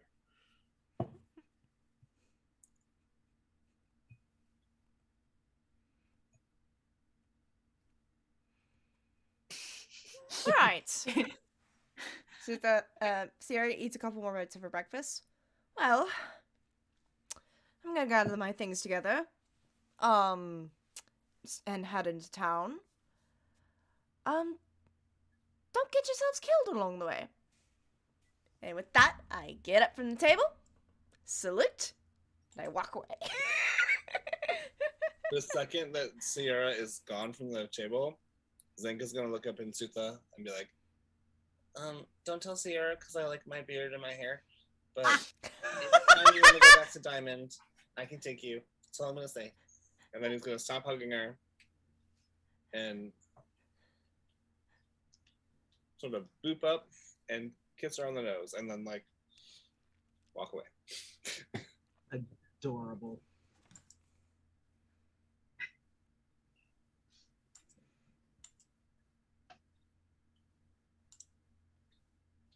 Okay. I think our last shot for the evening is going to. I think our last shot for the evening is going to be after everybody has finished off their breakfast.